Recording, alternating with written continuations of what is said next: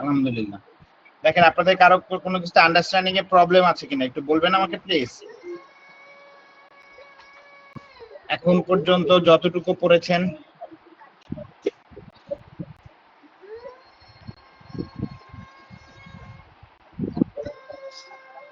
শুনতে পাচ্ছেন সবাই? কোনো প্রশ্ন না থাকলে আমরা সামনের দিকে যাব। যদি প্রশ্ন থাকে এখন পর্যন্ত বুঝতে পারেন নাই, আমি জানি আপনারা অনেকেই জিনিসগুলো বুঝতে পারছেন না, কিন্তু আপনারা কেউ প্রশ্ন করবেন না। এটা হচ্ছে কি আমাদের সবচেয়ে ডিসঅ্যাডভান্টেজ। সো আপনাদের যদি প্রশ্ন না থাকে তাহলে কিন্তু যেটা হচ্ছে কোর্স শেষে আইআর এর ক্ষেত্রে অন্তত পক্ষে একটু বোঝাটা একটু কঠিন, কারণ আইআরটা একটু কমপ্লেক্স আমাদের দেশের ক্ষেত্রে। বুঝতে পেরেছেন? ট্রেড ইউনিয়নের ফাংশন, ফেডারেশনের ফাংশন, তারপরে হচ্ছে গিয়ে আপনার এর ফাংশন, এই জিনিসগুলো একটু কমপ্লেক্স। আপনাদের কিন্তু প্রশ্ন করতে হবে। এটা চিরাচরিত সাবজেক্ট গুলোর মতো না যে ধরেন বই পড়লাম বুঝে ফেললাম, এরকমের না। জিনিসগুলো একটু জটিল। আপনাদের প্রশ্নগুলো আমি ডেফিনেটলি অ্যাপ্রিশিয়েট করব। যদি আপনারা মনে করেন যে আপনাদের প্রশ্ন জিজ্ঞাসা করা দরকার, অবশ্যই জিজ্ঞাসা করবেন। আচ্ছা, এবার আসেন তাহলে আমরা একটু কথা বলি যে ইফেক্ট। জি বলেন, শুনতে পাচ্ছেন কেউ? সবাই একটু নিজেদেরকে মিউট করে দেন প্লিজ। সবাই একটু নিজেদেরকে মিউট করে দিবেন। আচ্ছা, সবাই স্ক্রিন দেখতে পাচ্ছেন আমার? জি ভাইয়া দেখা যাচ্ছে। আচ্ছা ওকে, এবার আসেন যে বিষয়টা হচ্ছে effective way of maintaining IR. আমি আবার বলছি, effective way of maintaining IR, অর্থাৎ আইআরটা যদি আপনি কোনো অর্গানাইজেশনে কি করতে চান যে আপনি 100% মেইনটেইন করতে চান প্রপারলি, তাহলে সেক্ষেত্রে আপনাকে যেটা করতে হবে সেটা হচ্ছে 9094 না। আপনি যদি ইফেক্টিভ ওয়েতে আইআরটা মেইনটেইন করতে চান তাহলে সেক্ষেত্রে আপনাকে অর্গানাইজেশনে কোন কোন বিষয়গুলো চেঞ্জ করতে হবে বা কোন কোন বিষয়গুলো নিয়ে আপনাকে কাজ করতে হবে সেটা নিয়ে আমরা কথা বলি। প্রথম যে বিষয়টা সেটা হচ্ছে আপনার প্রতিষ্ঠানে যে ট্রেড ইউনিয়নটা থাকবে সবসময় মনে রাখবেন ট্রেড ইউনিয়নের, আমি আবারও বলছি সবসময় মনে রাখবেন ট্রেড ইউনিয়নের মধ্যে ডেমোক্রেসি আছে কিনা। এখন কিভাবে বুঝবেন যে ট্রেড ইউনিয়নের মধ্যে ডেমোক্রেসি আছে কিনা? এটা বুঝতে পারবেন প্রতি 2 বছর পর পর ট্রেড ইউনিয়নে কি হবে, নির্বাচন হবে। আমি আবার হবে, যদি আপনি কোনো কারণে দেখতে পান যে নির্বাচন হয়নি, আমি আবার বলছি যদি কোনো কারণে আপনি দেখতে পান যে ট্রেড ইউনিয়নে নির্বাচন হয়নি, তাহলে সেক্ষেত্রে আপনি কি করবেন, ইমিডিয়েটলি নির্বাচনের ব্যবস্থা করবেন। নির্বাচনের ব্যবস্থা করার নিয়ম আমি আপনাদেরকে ইতিপূর্বেই আপনাদেরকে আমি বলেছি কিছু এর আগের দিন। যদি আপনারা আমাকে বলেন তাহলে আমি আবার একটু আপনাদেরকে কি করব সেটা দেখাবো। প্রথমত একাধিক ট্রেড ইউনিয়ন না থাকলেও কি নির্বাচন হবে? আচ্ছা, যদি ট্রেড ইউনিয়ন না থাকে তাহলে সেক্ষেত্রে আপনার কি থাকবে, পার্টিসিপেশন কমিটি বাধ্যতামূলক থাকবে যদি 50 জন এমপ্লয়ি হয়। তাহলে একাধিক ট্রেড ইউনিয়ন না থাকলে বলতেছি, একাধিক ট্রেড ইউনিয়ন না থাকলেও ট্রেড ইউনিয়নের নির্বাচন হবে, কারণ ট্রেড ইউনিয়নের সভাপতি, সহসভাপতি, কোষাধ্যক্ষ এই পদগুলো কিন্তু কি হয়, নির্বাচনের মাধ্যমে নির্ধারিত হয়। বুঝতে পেরেছেন ভাইয়া? একটা আপনার সিবিএ নির্বাচন হবে না, কিন্তু কি হবে যে প্রতি 2 বছর পর পর আপনার ট্রেড ইউনিয়নের নির্বাচন হবে। আমি কি বিষয়টা বোঝাতে পেরেছি? ভোট দিবে শুধুমাত্র সদস্যরা। সিবিএ নির্বাচনের সময় ভোট দেয় কারা? সবসময় সিবিএ নির্বাচনের ক্ষেত্রে ভোট দেয় একটা প্রতিষ্ঠানের সকল এলিজিবল যে কর্মীরা থাকে তারা। বুঝতে পেরেছেন? কিন্তু যেটা হবে যে মাথায় রাখবেন, জীবন বলেন আপনারা, আপনাদের প্রশ্ন আমি জানতে চাচ্ছি, বলেন। না বলেন, ওইটাই প্রশ্ন। হ্যাঁ, এটাই যদি প্রশ্ন হয় তাহলে সেক্ষেত্রে যেটা হবে যে আপনাকে বাধ্যতামূলকভাবে এই বিষয়টা মাথায় রাখতে হবে সকল কর্মীরা। আর যেটা হচ্ছে ট্রেড ইউনিয়নে শুধুমাত্র ভোট দিবে কারা? ভোট দিবে হচ্ছে তার যে মেম্বাররা আছে তারাই কেবলমাত্র কি করবে, এটাতে ভোট দিবে। ঠিক আছে? সো এই বিষয়টা আপনাদের ক্লিয়ারলি মাথায় রাখতে হবে। বিষয়টা বোঝা গেল কিনা বলেন? জি বোঝা গেছে, ক্লিয়ার। তাহলে প্রথম বিষয়টা হচ্ছে গিয়ে আপনাকে নজর রাখতে হবে আপনার প্রতিষ্ঠানে যদি ট্রেড ইউনিয়ন থাকে, ট্রেড ইউনিয়নের সেটা আপনাকে নজর রাখতে হবে। যদি ট্রেড ইউনিয়ন না থাকে তাহলে সেক্ষেত্রে কি থাকবে, পার্টিসিপেশন কমিটি। পার্টিসিপেশন কমিটির প্রতি 2 বছর পর পর নির্বাচন হচ্ছে কিনা সেটা আপনাকে কি করতে হবে, খেয়াল রাখতে হবে। অর্থাৎ ইলেকশন ইজ মাস্ট, অর্থাৎ ডেমোক্রেসি যেখানে থাকে সেখানে ঝামেলা কম থাকে। আমি আবার বলছি, যেখানে ডেমোক্রেসি থাকে সেখানে কি থাকে, যে ঝামেলা সেক্ষেত্রে কম থাকে।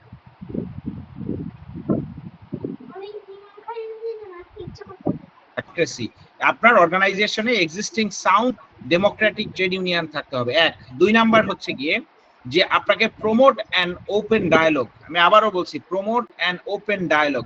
আপনারা সবসময়, আমি একটা জিনিস, একটা অ্যাটিটিউড আপনাদের মিড ম্যানেজমেন্টের মধ্যে আমি সবসময় ফলো করি এবং আমার কাছে খুবই জিনিসটা একটু হতাশাজনক লাগে। সেটা কি জানেন, যে আমি যে জিনিসটা দেখি আপনাদের মধ্যে সেটা হচ্ছে এরকমের, যে আমাদের অর্গানাইজেশন গুলোতে যে জিনিসটা স্বাভাবিকত আমি এক্সপেরিয়েন্স করি সেটা হচ্ছে এরকমের, যে আমরা অর্গানাইজেশন গুলোতে আমরা সবসময় দেখি যে যখনই আপনার পার্টিসিপেশন কমিটি বা ট্রেড ইউনিয়নের কেউ আপনাদের সঙ্গে কথা বলতে আসে, আপনারা একটু ডমিনেটিং মুডে চলে যান। আমি এটার কারণ জানি না, আমি আবারও বলতেছি, আমি এটার কারণ জানি না। আপনারা সবসময় কি হচ্ছে, একটু বিরক্তি বোধ করেন এবং আপনারা একটা ডমিনেটিং সিচুয়েশনে চলে যান। দেখেন, আপনি কখনোই যেটা করবেন না সেটা হচ্ছে ডমিনেটিং সিচুয়েশনে যাবেন না।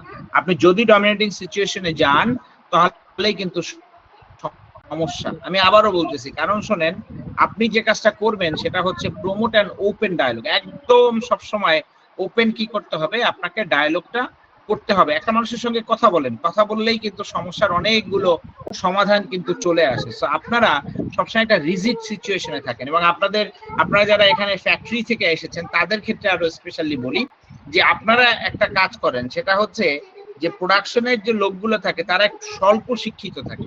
এই স্বল্প শিক্ষিত থাকে বলে আপনারা তাদের উপরে সবসময় খুব বিরক্ত থাকেন এবং আপনি এডুকেটেড, শিক্ষিত মানুষ, আপনার অ্যাটিটিউড থাকবে শিক্ষিত মানুষের মতো, কিন্তু আপনাদের অ্যাটিটিউডটা অনেকটা মোটামুটি ওই যে অশিক্ষিত যে লোকগুলো থাকে তাদের কাছাকাছি চলে যায়। কেন চলে যায় আমি জানি না, আমি কারণ জানি না, কিন্তু আমি দেখি যে আপনারা খুব বিরক্তি বোধ করেন এবং আপনারা আরো কিছু কাজ করেন। দেখেন, আপনারা যেখানে ওয়ার্কাররা খাওয়া দাওয়া করে যে জায়গাটাতে, সেখানে আপনাদেরকে আমি স্বাভাবিকত দেখি না আপনারা খাওয়া দাওয়া করেন। আপনারা কি করেন, নিজেদের জন্য, ম্যানেজমেন্টের জন্য আলাদা জায়গা তৈরি করেন। দেখেন, সোসাইটিতে বা অর্গানাইজেশনে যখনই আপনি বিভিন্ন জায়গাতে বিভিন্ন রুম, স্পেশাল রুম তৈরি করার চেষ্টা করবেন, তখনই কিন্তু সমস্যা। আমি আমার জীবদ্দশায় আমি একটা মাল্টিনেশনাল কোম্পানিতে কাজ করেছি 5.5 বছর, আমার জীবনের প্রথম চাকরি এইটা।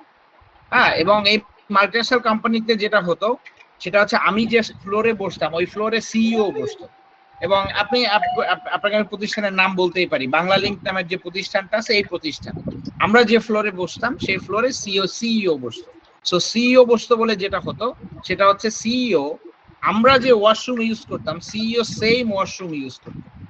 সো বোঝার চেষ্টা করেন। 2 নাম্বার বিষয় হচ্ছে, আমরা যে জায়গাতে খেতাম সিইও ওই সেম জায়গাতে উনি খেতেন, এটা তার জন্য ম্যান্ডেটরি ছিল।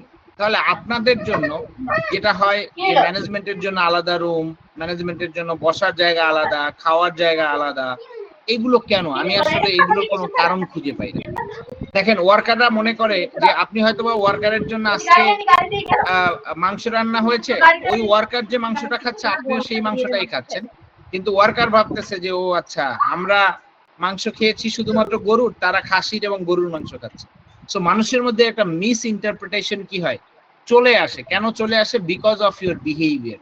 আপনার যখনই বিহেভিয়ারটা কি হবে, একটু ইররিলেভেন্ট বিহেভিয়ার হবে, তখনই দেখবেন যে মানুষ কি করবে, এই জিনিসগুলো নিয়ে প্রশ্ন করা শুরু করবে, বা মানুষ এটা নিয়ে কি করবে, যে তারা বিভিন্ন ধরনের প্রবলেম করা শুরু করবে। ঠিক আছে? সো এই জিনিসটা আপনাকে কি করতে হবে, যে কেয়ারফুলি মাথায় রাখতে হবে, যে আপনাকে যে জিনিসটা করতে হবে সেটা হচ্ছে অবশ্যই বাধ্যতামূলক ভাবে, সেটা হচ্ছে যে আপনি মানুষের সঙ্গে ওপেন ডায়ালগে আসবেন। একটা মানুষকে কাছে ডাকলে হয় কি জানেন, যে সমস্যাগুলো না সমাধান হয়ে যায়। আমি জীবদ্দশায় 2টো চাকরি করেছি এবং আরেকটা চাকরির কথা বলছি। আমি একটা গার্মেন্টসে 1 বছর চাকরি করেছি, এটা শুধুমাত্র কমপ্লায়েন্সের ইমপ্লিমেন্টেশনটা বোঝার জন্য খুব ভালোভাবে, এই জন্য আমি চাকরিটা করেছি। আমি বাংলা লিংকে যা বেতন পেতাম তার অর্ধেক বেতনে গিয়ে আমি ওখানে জয়েন করেছিলাম। কেন জয়েন করেছিলাম? Just to understand the situation, what is going on in the factory. So সেখানে গিয়ে আমি দেখলাম যে সব জায়গাতে কি হচ্ছে, এই ধরনের ম্যানেজমেন্ট এন্ড ওয়ার্কারের মধ্যে একটা পার্থক্য চলে আসে। সব জায়গাতে আমি দেখি, প্রত্যেকটা জায়গায় এই ধরনের ঘটনাগুলো ঘটতেছে। তখন আমি কি করলাম, জিনিসটা আসলে বেসিক্যালি আমার কাছে খুব একটা বেশি সুখকর মনে হলো না। তো আমি চেষ্টা করলাম একটা একটা করে প্রবলেম অ্যাড্রেস করার জন্য। একটা প্রবলেম অ্যাড্রেস করতে গিয়ে দেখি ক্যান্টিনে আমাদের দুটো ছেলে কাজ করতো, এবং ক্যান্টিনে ধরেন টোটাল ওই ফ্যাক্টরিটাতে 1500 এমপ্লয়ি ছিল, তার মধ্যে যেটা দেখা যেত প্রায় 1000 এমপ্লয়ি ওই দিন ওখানে সবসময় তারা দুপুরে খাবার খেত। তো এখন বিশাল ক্যান্টিন, কিন্তু সেখানে পানি দেওয়ার লোক হচ্ছে মাত্র 2 জন। তো আমি মালিককে প্রথমেই যেটা করলাম, যে ওয়ার্কারদের মধ্যে আমি প্রথম যে জিনিসটা দেখি সেটা হচ্ছে তারা অলওয়েজ যেটা হচ্ছে খাবার খেতে বসে তাদের একটা চিৎকার চেঁচামেচি শুরু হয়, পানি নাই পানি নেই, অর্থাৎ পানি তারা পায় না। তা আমি মালিককে পার্সিউ করলাম যে স্যার এখানে আরো দুটো লোক দরকার, আপনি একটু দেওয়ার চেষ্টা করেন। সো ওয়ান্স যেটা হলো যে আমি যখন দেখলাম যে মালিক আসলে রাজি হচ্ছে না ওখানে আরো দুটো লোক দিতে, তখন আমি আমার এইচআর কে আসলে পেট্রোনাইজ করলাম, আমার এইচআর কমপ্লায়েন্স টিমকে, যে দেখো আমাদের আসলে এই জিনিসটা শোল্ডারিং করতে হবে। আমার সাবঅর্ডিনেট যারা ছিল they were very much reluctant, এবং তারা যেটা হচ্ছে যে খুব বেশি ছিল বলে স্যার এত বাড়াবাড়ির দরকার নাই স্যার, এটা এই সমস্যা হবে ওই সমস্যা হবে। আমি বললাম যে না। প্রথম যখন তারা রাজি হলো না, আমি নিজেই চেষ্টা করলাম প্রতিদিন লাঞ্চের সময়ে 2টা শিফটে লাঞ্চ হতো, 2টা শিফটে যখন লাঞ্চ হতো আমি কি করতাম, যে লাঞ্চের সময় ওই 3 জনের সঙ্গে আমি গিয়ে পানি দেওয়া শুরু করলাম। যখন আমার জুনিয়ররা দেখলো যে স্যার নিজেই পানি দিচ্ছে, তখন কি করলো যে তারা সবাই কি করলো যে এটার সাথে হাত দিল। তো দেখা গেল আমার এখানে প্রায় 6 জন মেম্বার ছিল, এবং 6 জন মেম্বার অটোমেটিক্যালি তারা কি করতো প্রতিদিন যেটা হলো যে পানি দিত, এবং যখনই পানির সমস্যাটা সমাধান হয়ে গেল, I have seen a positive change in the floor, যেটা হচ্ছে এইচআর এর প্রতি যে মানুষের দৃষ্টিভঙ্গি সেটা চেঞ্জ হতে শুরু করলো। So what I have seen, যে লাস্টে যখন আমি চলে আসি অর্গানাইজেশনটা ছেড়ে, তখন আসলে বেসিক্যালি আমাকে অনেক, তারা যখন জানতে পেরেছে যে আমি নেই অর্গানাইজেশনে, তখন তারা যেটা হচ্ছে তারা ভেবেছে যে হয়তো ম্যানেজমেন্টের সঙ্গে ক্ল্যাশে আমি ওখান থেকে চাকরি ছেড়ে চলে আসছি, কিন্তু আমি আসলে ম্যানেজমেন্টের সঙ্গে ক্লাসে না, আমি এমনি চাকরি ছেড়ে চলে আসছি। কারণ আমার আসলে মনে হচ্ছিল যে 1 বছর পরে ফ্যাক্টরিতে আসলে শেখার মতো আমার জন্য আর কিছু নেই, যতটুকু শেখার দরকার ছিল সেটা আমি আলহামদুলিল্লাহ আমি শিখতে পেরেছি, তো সেটা আমি করে আলহামদুলিল্লাহ সেখান থেকে আমি চলে আসি। সো এখন বিষয়টা হচ্ছে কেন আমি গল্পটা আপনাদেরকে বললাম, যে মানুষের কথা শুনতে হবে, মানুষের কথা শুনতে হবে, মানুষ কোথায় সমস্যা ফেস করতেছে সেই জিনিসটা আপনাকে জানতে হবে। যদি আপনি এই জিনিসগুলো অ্যাড্রেস করতে না পারেন, আমি আবারও বলছি, আপনি যদি জিনিসগুলো অ্যাড্রেস করতে না পারেন, তাহলে সেক্ষেত্রে সমস্যা। আরো একটা ঘটনা আপনাদেরকে বলি, আমি আমার চাকরি জীবনে ঘটনা। স্যার আমি একটা জিনিস আপনার সাথে একটু শেয়ার করতে চাই। আপনি হয়তো ডাইনিং এর যে ব্যাপারটা আসলে বললেন, যে এক্সিকিউটিভ বা আলাদা আলাদা রুম বা আলাদা আলাদা ভাবে খাবার আসলে পরিবেশন করা হয়। দেখা যাচ্ছে যে বর্তমান বাংলাদেশের পরিপ্রেক্ষিতে আমাদের ওয়ার্কারদের যে স্যালারিটা, ওই স্যালারিতে আসলে 3 বেলার যে খাবারের ব্যবস্থা করে থাকে ফ্যাক্টরি ওয়াইজ, যেটা আর কি সেটা খুবই মিনিমাম ওয়েতে তাদেরকে আর কি বেস্ট দেওয়ার চেষ্টাটা করে। অন দি আদার হ্যান্ড এক্সিকিউটিভদের জন্য কিন্তু আলাদা চার্জ করা হয়। তো যখন এক জায়গায় বসানো হবে, তো সেম ডিফারেন্ট, তখন কিন্তু একই রকম খাবার পরিবেশন করতে গেলে দেখা যাচ্ছে যে হয়তো বা এক্সিকিউটিভরা সেই ধরনের খাবার বা সেই ধরনের খাবারের জন্য হচ্ছে পেড করবে না। অন দি আদার হ্যান্ড যদি আমরা আবার একটু বেশি বাড়াই দিতে চাই, তখন সেক্ষেত্রে হয়তো বা ওয়ার্কাররা রাজি হবে না, যে না আমরা বেশি টাকা দিব না। তো সেই ক্ষেত্রে দেখা যায় বাল্ক অ্যামাউন্ট অফ যখন ফ্যাক্টরিতে একটা কাজ করে, তো এই কারণেই হচ্ছে কি বেসিক্যালি হচ্ছে ম্যানেজমেন্ট চিন্তা করে ওকে ঠিক আছে, যে আমরা যে যেভাবে খাবার খেতে চায় আমরা তাকে সেইভাবে আর কি সার্ভিসটা প্রোভাইড করব। এই কারণেই আসলে বেসিক্যালি হচ্ছে এই আলাদা আলাদা ভাবে সেপারেশন করাটা আসলে তাদের জন্য ডাইনিংটা। আচ্ছা, আমি তাহলে আপনাকে একটা কথা বলি, এই জিনিসটা যদি আপনার অর্গানাইজেশনে থেকে থাকে বন্ধ করে দিবেন, বুঝতে পারছেন? এখন আপনি আমাকে বলতে পারেন যে স্যার কেন? আমি বন্ধ করতে বলবো এই জন্য, কারণ হচ্ছে আমি থাকলে আপনার জায়গায় আমি বন্ধ করে দিতাম। কেন করতাম? বিকজ হচ্ছে গিয়ে আপনি যখনই অর্গানাইজেশন, আমি আপনাকে একটা ঘটনা বলি, আমার এক টিচার এটা আমাকে বলেছিল। সো জাপানে উনি যখন পিএইচডি করতে জাপানে গিয়েছিলেন, তখন উনি আমাদেরকে বললেন যে জাপানে আমি একটা ফ্যাক্টরি ভিজিটে গিয়েছিলাম। তো যাওয়ার পরে আমি দেখলাম সেখানে ওদের ওনারের সঙ্গে আমি দেখা করতে চাইলাম, এবং ওদের ওনার আমার যেটা হচ্ছে যে আমাদের সঙ্গে দেখা করতে আসলেন।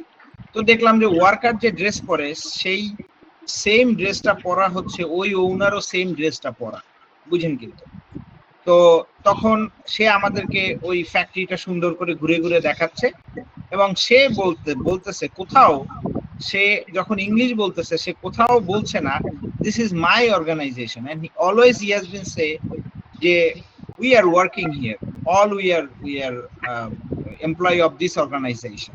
তো এখন বিষয়টা হচ্ছে গিয়ে, তো ওনার এই ম্যানেজমেন্টের থিওরিটা থেকে আমি বুঝতে পারি, এবং উনি বললেন এই কোম্পানিটার বয়স হচ্ছে প্রায় 200 বছর, প্রায় 200 বছর, এবং কোম্পানিটা ডে 1 থেকে প্রফিটেবিলিটিতে আছে, এখন পর্যন্ত সেটা কখনো প্রফিটেবিলিটি থেকে দূরে চলে যায় না। এখন আমি আপনাকে বলি, যদি আপনি আইআর এর ক্ষেত্রে আমি যে কথাটা আপনাকে বললাম, কেন আপনি এটা বন্ধ করবেন, যে ওয়ার্কার যখন আপনি বাসায় থাকবেন this is your different scenario, আমি আবার বলছি, যখন আপনি বাসায় থাকবেন this is your different scenario, কিন্তু আপনি যখন অর্গানাইজেশনে খাবেন this is your personal, this is not your personal scenario, বুঝতে পারছেন? So personal scenario is at your home, কিন্তু আপনার অর্গানাইজেশনের মধ্যে যখন আপনি আসবেন তখন পার্সোনাল সিনারিওটা কি করবে না, এখানে কাজ করবে না। আপনাকে একদম স্ট্রেট ফরওয়ার্ড আমি বলে দিচ্ছি যে আপনি যেটা করবেন স্যার, সেটা হচ্ছে যে এখানে যখনই আপনি ক্রিয়েট করবেন যে ঠিক আছে আপনার পয়সা আছে আপনি পয়সা দিয়ে খান, আপনি পয়সা নেই আপনি খাবেন না। যেমন ধরেন বাংলাদেশে একটা জিনিস বলি আপনাকে, আপনার খুব মজার ঘটনা শুনবেন, আমাদের দেশে দেখবেন রাজুক বিভিন্ন জায়গায় দেখবেন যে প্লট বিক্রি করে, যেমন উত্তরা, ধানমন্ডি, তারপর হচ্ছে গুলশান, তারপরে হচ্ছে গিয়ে পূর্বাচল, এইসব জায়গায় আপনি জানেন চায়না, থাইল্যান্ড, সিঙ্গাপুর এইসব জায়গায় সরকার কি করে, বিভিন্ন জায়গা ডেভেলপ করে তার নাগরিকদের কাছে বিক্রি করে। এবং মজার জিনিস হচ্ছে গিয়ে ওখানে একটা জিনিস আছে যে আপনি সরকারের কাছ থেকে যে কয় টাকায় জমি কিনবেন, আপনি জমিটা যদি বাড়ি করতে না চান তাহলে আপনি কি করবেন, ওই জমিটা আপনি আবার সরকারের কাছে যে দামে আপনি কিনেছিলেন সরকারের কাছ থেকে সেম দামে আপনি সরকারের কাছে বিক্রি করে দিয়ে আপনি আপনার টাকা নিয়ে চলে যাবেন। এটা হোক এটা 50 বছর পরে বা 50 বছর আগে, যখনই হোক আপনি এই জমিটা কোনো থার্ড পার্টির কাছে বিক্রি করতে পারবেন না, অর্থাৎ কোনো নাগরিকের কাছে। কিন্তু বাংলাদেশে কি হয় দেখেন, বাংলাদেশে হচ্ছে যারা এই ইয়েতে জমি কিনেছে পূর্বাচলে, দেখবেন যে কেউ জমি কিনেছে 2 লক্ষ টাকায় কাঠা, কেউ 3 লক্ষ টাকা, কেউ 4 লক্ষ টাকা। তো এই জায়গাটা দেখেন, যখনই এইখান থেকে পূর্বাচলের মাঝখান দিয়ে 300 ফিটের রাস্তাটা হয়ে গেল, এখন 1 কাঠা জমির দাম পূর্বাচলে হচ্ছে গিয়ে যে আপনি কিনতে গেলে দেখবেন 1.5 কোটি টাকা 1 কাঠা জমির দাম, 1.5 কোটি টাকা। তো সবাই কি করতেছে, যারা ধরেন একদম অনেক কষ্ট করে লবিং টবিং করে একটা প্লট পেয়েছে, সে ধরেন 5 কাঠার একটা প্লট কিনেছে যেটার দাম পড়েছে হয়তো বা ধরেন 15 লক্ষ টাকা, সে এখন ওই 5 কাঠা জমি সে বিক্রি করতেছে 8 থেকে 9 কোটি টাকায়, বিক্রি করে দিয়ে সে চলে যাচ্ছে। এন্ড অফ দ্য ডে কি হচ্ছে, যে ব্যক্তি জমিটা কিনলো সে আর হাউজিং এর ব্যবস্থা এখানে করতে পারছে না, কারণ সে চড়া দামে জমিটা কিনেছে।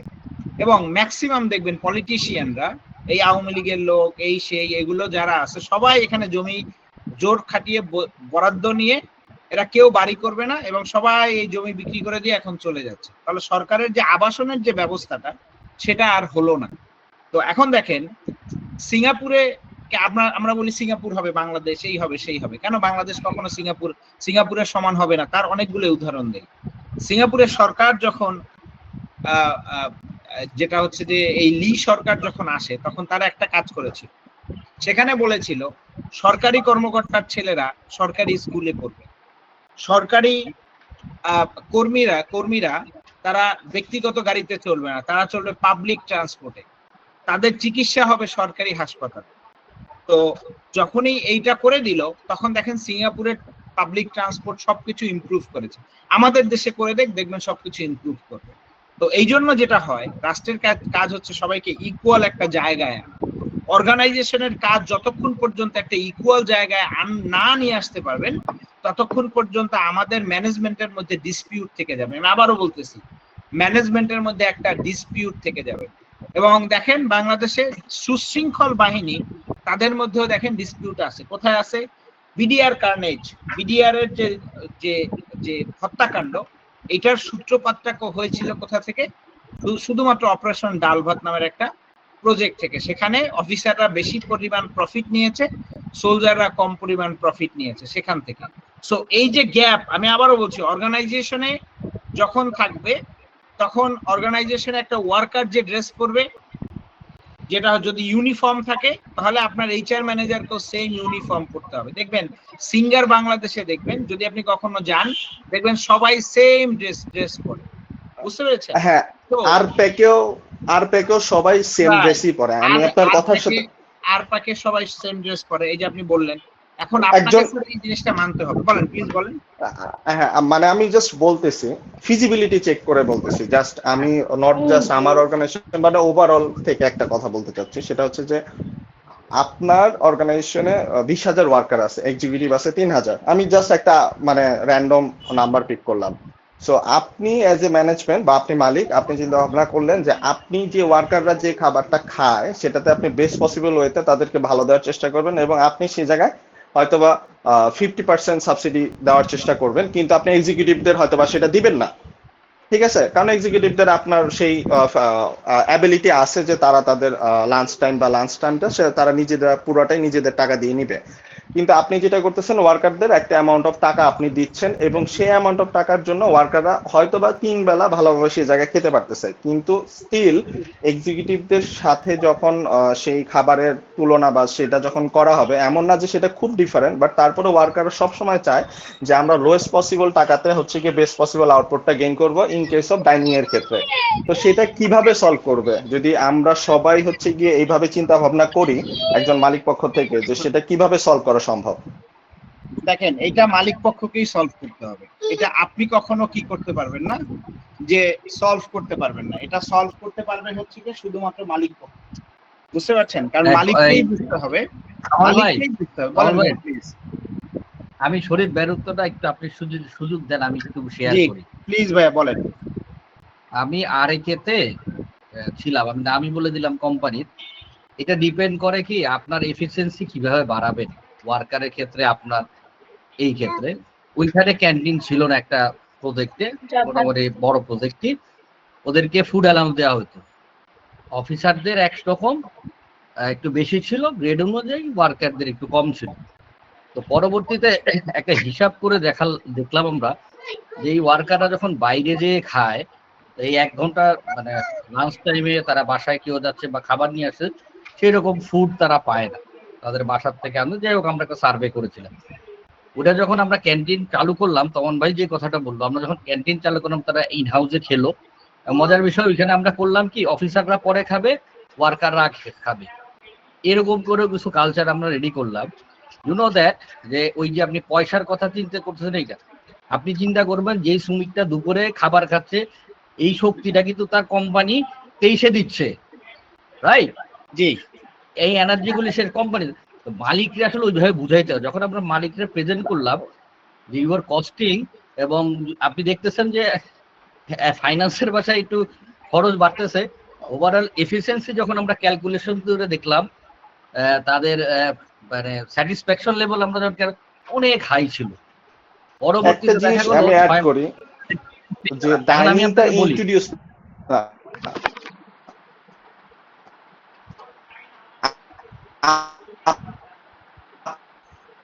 আপনার ডাইনিংটা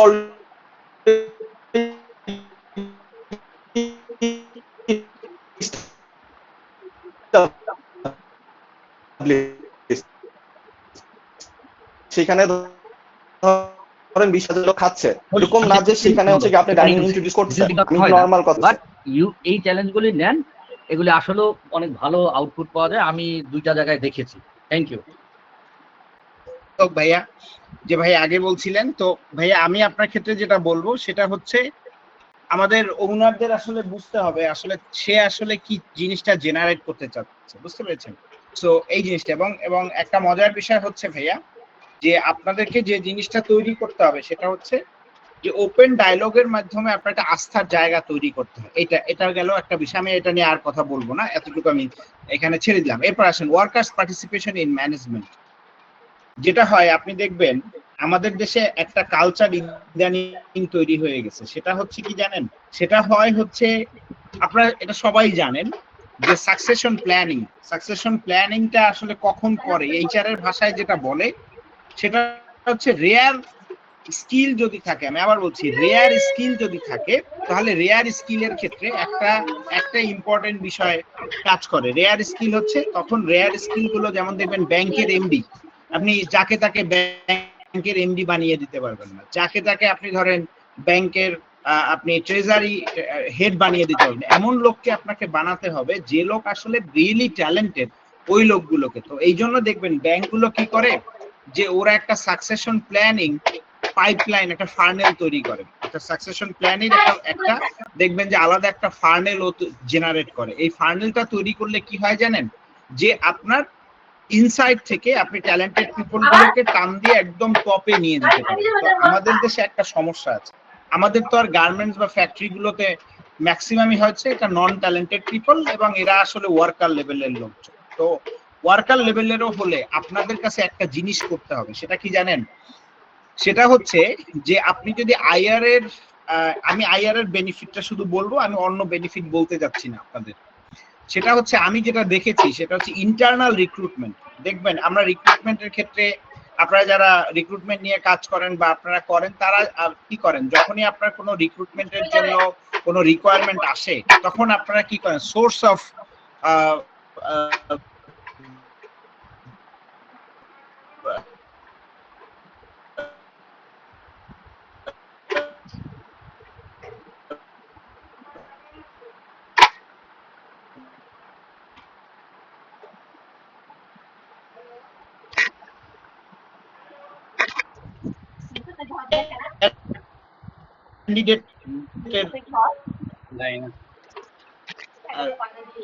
জায়গাটা আপনারা খোঁজেন,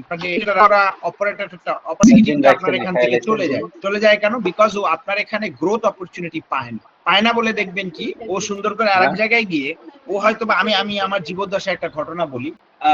তখন আমি একটা প্রতিষ্ঠানে কাজ করি, তখন আমার কাছে একদিন আমি একটা ফার্মাসিউটিক্যালস ফ্যাক্টরি ভিজিট করতে গেলাম। তো ফার্মাসিউটিক্যালস ফ্যাক্টরি ভিজিট করতে গিয়ে দেখি কি, সেখানে একজন এমপ্লয়ি সে এসে ওই দিন জয়েন করছে, জয়েন করার কারণে পুরো অফিসে মিষ্টি বিলানো হচ্ছে। বোঝার চেষ্টা করুন, মিষ্টি বিলানো হচ্ছে। তো আমার কাছে একটু মনে হলো যে ঘটনাটা কি, একজন এমপ্লয়ি জয়েন করেছে, উনি যেটা হচ্ছে এখানে এক্সিকিউটিভ হিসেবে ছিলেন, উনি অ্যাসিস্ট্যান্ট ম্যানেজার হিসেবে জয়েন করেছেন এবং ব্যবধান মাত্র 2 মাস। তো মিষ্টি বিলানো হচ্ছে। তো আমি বললাম, আমি একটু ভিতরে জিনিসটা বোঝার চেষ্টা করলাম। তো তখন কি হলো, যে এই ছেলেটা যখন এক্সিকিউটিভ হিসেবে চাকরি করতো ওখানে, তখন সে 18,000 টাকা বেতন পেত। তো সে বিয়ে করলো, বিয়ে করার পরে সে ম্যানেজমেন্টকে বললো যে স্যার, আমার আসলে আমি এত কাজ করি, আসলে আমি স্যার আসলে বেসিক্যালি আমার আসলে যে টাকা বেতন পাই এই দিয়ে আমার চলে না, আমাকে 2,000 টাকা বাড়িয়ে দেন। তো ম্যানেজমেন্টের কাছে এই জিনিস গেল, ম্যানেজমেন্ট বললো যে না, তোমাকে 2,000 টাকা বাড়িয়ে দেওয়া যাবে না। তো ছেলেটা কি করলো, যেটা হয় যে ও এরকম চাকরি খুঁজে ও চলে গেল। চলে যাওয়ার পরে ওর যে কাজটা করতো সেই জায়গাতে, বাবা কোথায়, আচ্ছা ঠিক আছে খেলো, হ্যাঁ, সো যেখানে হচ্ছে পরে ও যেটা করলো, ও চাকরি ছেড়ে চলে গেল। ওর জায়গাতে কি করলো, যে একজন সিনিয়র এক্সিকিউটিভ নিয়ে আসলো 25,000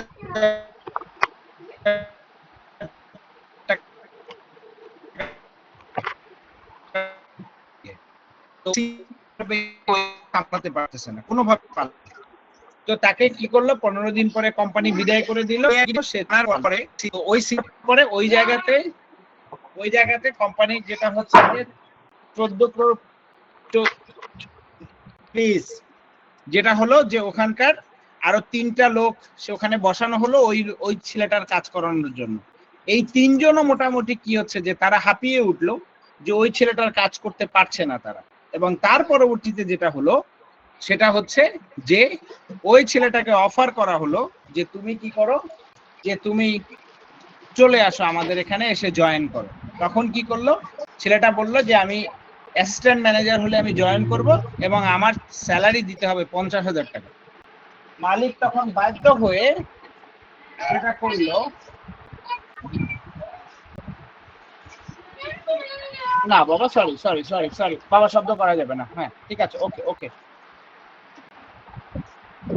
তখন কি করলো যে মালিক বেসিক্যালি তখন তাকে 50,000 টাকা দিয়ে এবং অ্যাসিস্ট্যান্ট ম্যানেজার হিসেবে সে এসে জয়েন করলো within short span of time, অর্থাৎ একদম সংক্ষিপ্ত একটা স্প্যান অফ টাইমের মধ্যে এসে সে কি করলো, জয়েন করলো এবং সে এসে সবাইকে মিষ্টি খাওয়াচ্ছে। সো তার স্যালারি 2000 টাকা বাড়ালে যেখানে হতো, সেখানে কোম্পানিকে ওই ছেলেটার স্যালারি বানাতে হলো কত টাকা, যেটা হচ্ছে 50,000 টাকা। সো এইভাবেই মোটামুটি কি হলো যে জিনিসটা চলতে থাকলো। তো এখন বিষয়টা হচ্ছে, এই গল্পটা আমি আপনাদেরকে কেন বললাম, বিকজ হচ্ছে গিয়ে যে আপনি যদি ইন্টারনাল রিক্রুটমেন্ট করেন, আপনার অর্গানাইজেশনের যে ইন্টারনাল রিক্রুটমেন্ট গুলো হয়, যদি ইন্টারনাল রিক্রুটমেন্ট গুলো করে থাকেন, তাহলে কি হয় যে আপনার আস্তে আস্তে করে একটা ওয়ার্কার আপনার ম্যানেজমেন্টের পার্টিসিপেশনের মধ্যে চলে যায়, সে আস্তে আস্তে করে তার গ্রোথ হয়। এবং আমি আমার জীবদ্দশায় এমনও জায়গায় দেখেছি যে একটা ছেলে এক্সিকিউটিভ হিসেবে জয়েন করেছিল, সে লাস্ট জিএম প্রোডাকশন হিসেবে সে রিটায়ারমেন্ট করতেছে। এবং আমি এমনও দেখেছি, আপনি এই গল্পগুলো বেশি পাবেন কোথায় দেখবেন, মাল্টিন্যাশনাল কোম্পানিগুলোতে পাবেন। মাল্টিন্যাশনাল কোম্পানিগুলোতে ওই দিন শেহজাদ ভাই হি ওয়াজ এমডি অফ ব্যাট, সেখানে উনি বলছিলেন শেহজাদ ভাই ওই দিন যে আমি টেরিটরি সেলস এক্সিকিউটিভ হিসাবে আমি জয়েন করেছি এবং আমি ব্যাটের এমডি হিসাবে লাস্ট উনি রিটায়ারমেন্ট করেছে। সো শেহজাদ ভাই was saying his journey from executive to MD. তো এখন দেখবেন যে একজন এক্সিকিউটিভ যে কাজগুলো করে আসছে, সে আসলে জানে কি যে ওই যে নিচের লেভেলের লেয়ারে যে প্রবলেমটা হয়, সেই প্রবলেমটা সে যখন সিইও হয় বা সে যখন সিএক্সও লেভেলে যায়, তখন সে আসলে ওই প্রবলেমগুলো সলভ করতে পারে। একজন লিডারের সবচেয়ে বড় কাজ হচ্ছে প্রবলেম সলভিং অ্যাবিলিটি তার আছে কিনা। সে লিড করতে হলে তার প্রবলেমটা সলভ করতে হবে। সো এই জন্য দেখবেন মাল্টিন্যাশনাল কোম্পানিতে একজন 30 বছর, 35 বছর, 40 বছর কাজ করে এবং স্টিল হি রিমেইনস প্রোডাক্টিভ। কিন্তু আপনি দেখবেন আমাদের দেশে গার্মেন্টসে দেখেন, আমি ওইদিন খুব দুঃখ করে একটা কথা বলতেছিলাম যে প্যাসিফিক জিন্স নামের একটা ফ্যাক্টরি চট্টগ্রামে, দেখেন সেই ফ্যাক্টরিটা বন্ধ হয়ে যাচ্ছে। আপনি অবাক হয়ে যাবেন, আমার জীবদ্দশায় আমি যখন 1 বছর গার্মেন্টসে চাকরি করেছি, তখন মাহমুদ জিন্স নামের একটা ফ্যাক্টরি ছিল চন্দ্রায়। তো আমার অফিস ছিল হচ্ছে গিয়ে শফিপুরে। তো আমি তখন যেটা হতো, ওই মাহমুদ জিন্সে যে বিভিন্ন ধরনের থাকতো, ওই যে আপনার ইন্সপেক্টর হয় না, যে কোয়ালিটি ইন্সপেক্টর। সো ওরা আসতো, এসে আমাদেরকে বলতো যে মাহমুদ জিন্সে এত ভালো খাবার দাবারের আয়োজন, আপনারা কেন করতে পারেন না। সো দেখেন, সে মাহমুদ জিন্স যখন প্রথম জেনারেশন থেকে সেকেন্ড জেনারেশন চলে গেছে, এই প্যাসিফিক জিন্স যখন প্রথম জেনারেশন থেকে সেকেন্ড জেনারেশনের হাতে পড়ে গেছে, সঙ্গে সঙ্গে অর্গানাইজেশন গুলো বন্ধ হয়ে যাচ্ছে। কেন যাচ্ছে জানেন? কারণ হচ্ছে গিয়ে ম্যানেজমেন্ট আসলে ওই যে নিচের যে লোকগুলোকে তুলে নিয়ে এসে উপরের দিকে বসায় নাই। কি করেছে? সে ভেবেছে আচ্ছা ঠিক আছে, ওকে। যেটা হয় যে একটা ছেলে হয়তো বলছে, স্যার আমার বেতনটা একটু বাড়িয়ে দেন, আমাকে একটা প্রমোশন দেন, আমি আপনার জন্যই তো কাজ করছি। ও কি করে না, যে বটমের প্রবলেমটা জানে না। তো বটমের প্রবলেমটা জানে না বলে সমস্যাটা কোথায় জানেন? যে ওরা আসলে ওয়ার্কার্সের ম্যানেজমেন্ট পার্টিসিপেশন থাকে না। ম্যানেজমেন্ট পার্টিসিপেশন থাকে না বলে হয় কি, যে ওই যে নতুন যে এমডি সাহেব আসলেন, এমডি সাহেব পুরাতন এমডি সাহেব মারা গেলেন, ওনার ছেলে যখন এসে বসলেন, সে তো আসলে ওই নিচের যে রুট কজ ওইটা সে জানে না। নিচের জানে না যে কিভাবে প্রোডাকশন আদায় করতে হয়, কিভাবে যেটা হচ্ছে একটা বিজনেস স্ট্রাকচার ঠিক করতে হয়, কিভাবে ওই যে নিচের যে মানুষটা আছে তারা কিভাবে গার্মেন্টস লুকিয়ে রাখে, কিভাবে গার্মেন্টস তারা ফ্যাক্টরি থেকে বের করে, কিভাবে চুরি হয়, এগুলো সে জানে না। জানে না বলে কি হয় জানেন? যে আপনি হঠাৎ করে একজন জিএম সাহেব শ্রীলঙ্কা থেকে নিয়ে এসে বসিয়ে দিচ্ছেন, ওই শ্রীলঙ্কান জিএম সাহেব আপনাকে যা বলতেছে আপনি ভাবতেছেন যে ওরা এইটাই তো ঠিক, আপনি এটা করছেন, 2 দিন পরে দেখছেন যে এটা ব্যাকফায়ার হচ্ছে। সো এর কারণে যেটা হয় যে আপনার অর্গানাইজেশনে আনরেস্ট হচ্ছে, ফ্যাক্টরি গুলো বন্ধ হয়ে গেছে। এবং আপনি অবাক হবেন, মাহমুদ জিন্সের ডিরেক্টর সাহেব ওই দিনকে আমরা আসলে একটা জিনিস ডিসকাস করছিলাম, এমন সময় হঠাৎ করে ওয়ার্কাররা এসে আমার গায়ে হাত দিয়েছে।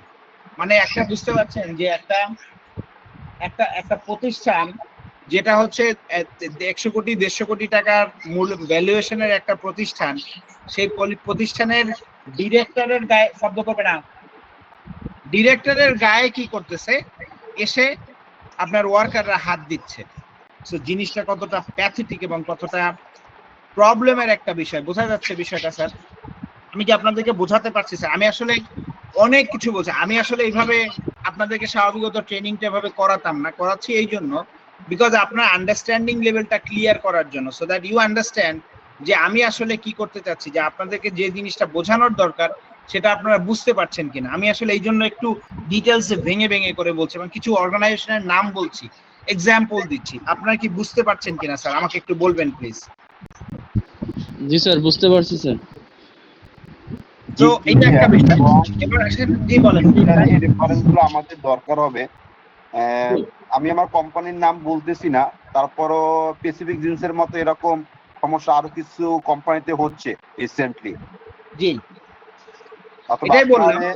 আপনার এক্সাম্পল গুলো অরিজিনালি আমার কাজে লাগবে। Thank you. জি, এরপরে আসেন, একটা মিনিট একটু সময় দাও, আমার বাচ্চা দুইটা আমাকে খুব জ্বালাচ্ছে।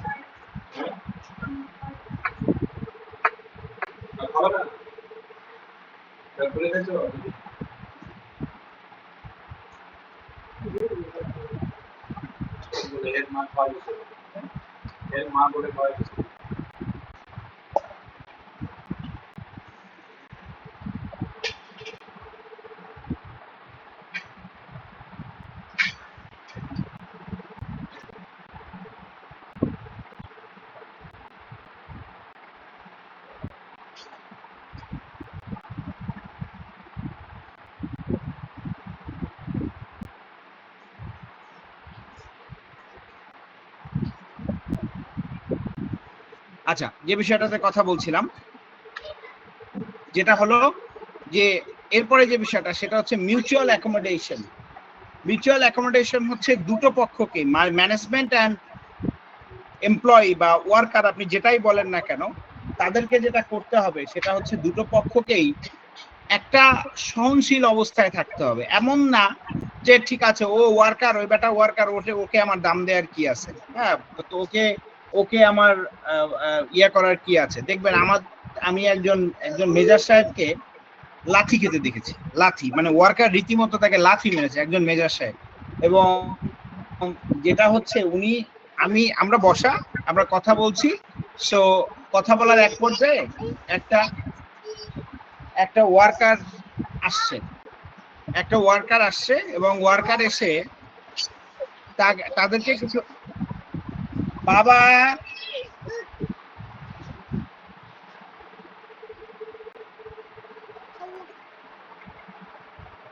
একটা ওয়ার্কার এসেছে এবং একটা ওয়ার্কার এসে একটা কথা বললো, ভদ্রলোক দেখলাম যে ওই ওয়ার্কারের দিকে তেড়ে যাচ্ছে তাকে মারার জন্য। তো আমি উঠে ওনাকে ধরলাম, না ধরলে উনি মোটামুটি ওয়ার্কারটাকে মারতো। ওয়ার্কারটা নিচে চলে গেল, নিচে চলে গিয়ে আরো ধরেন 50-60 জন ওয়ার্কার নিয়ে এসে ভদ্রলোককে রীতিমতো মার শুরু করলো। এবং আমি মোটামুটি দেখলাম যে সে মিনিটে 14-15টা লাথি খেয়ে বসলো।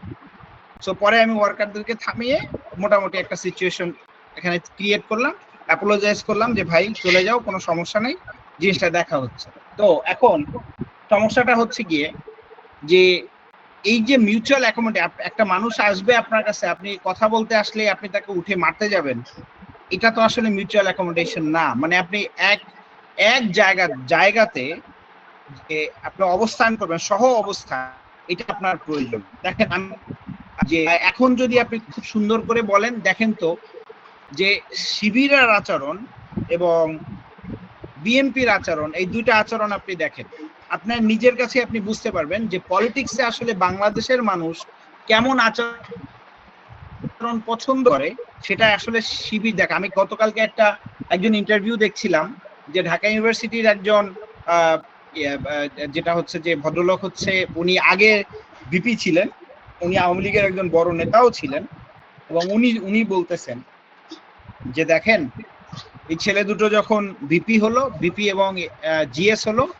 দে came to me and they said যে স্যার আমরা আপনার কাছে আসছি, আমরা তো স্যার কিছুই জানি না যে আসলে কিভাবে করতে হয় জিনিসগুলো, আমরা আসলে চাই যে আপনার কাছে শিখতে যে হাউ টু ডু থিংস। তার মানে দেখেন এই ছেলেগুলো আর কোনোদিন তার কাছে যাওয়ারও দরকার নেই, কিন্তু they have impress this person, এই লোকটাকে, অর্থাৎ এই লোকটাকে একজন সিনিয়র সিটিজেন, তার কাছে সে গিয়েছে যে sir we have become GS and VP vice president, so আপনি আমাদেরকে বুদ্ধি দিবেন, আমরা আপনার কাছে আসছি এই জন্য।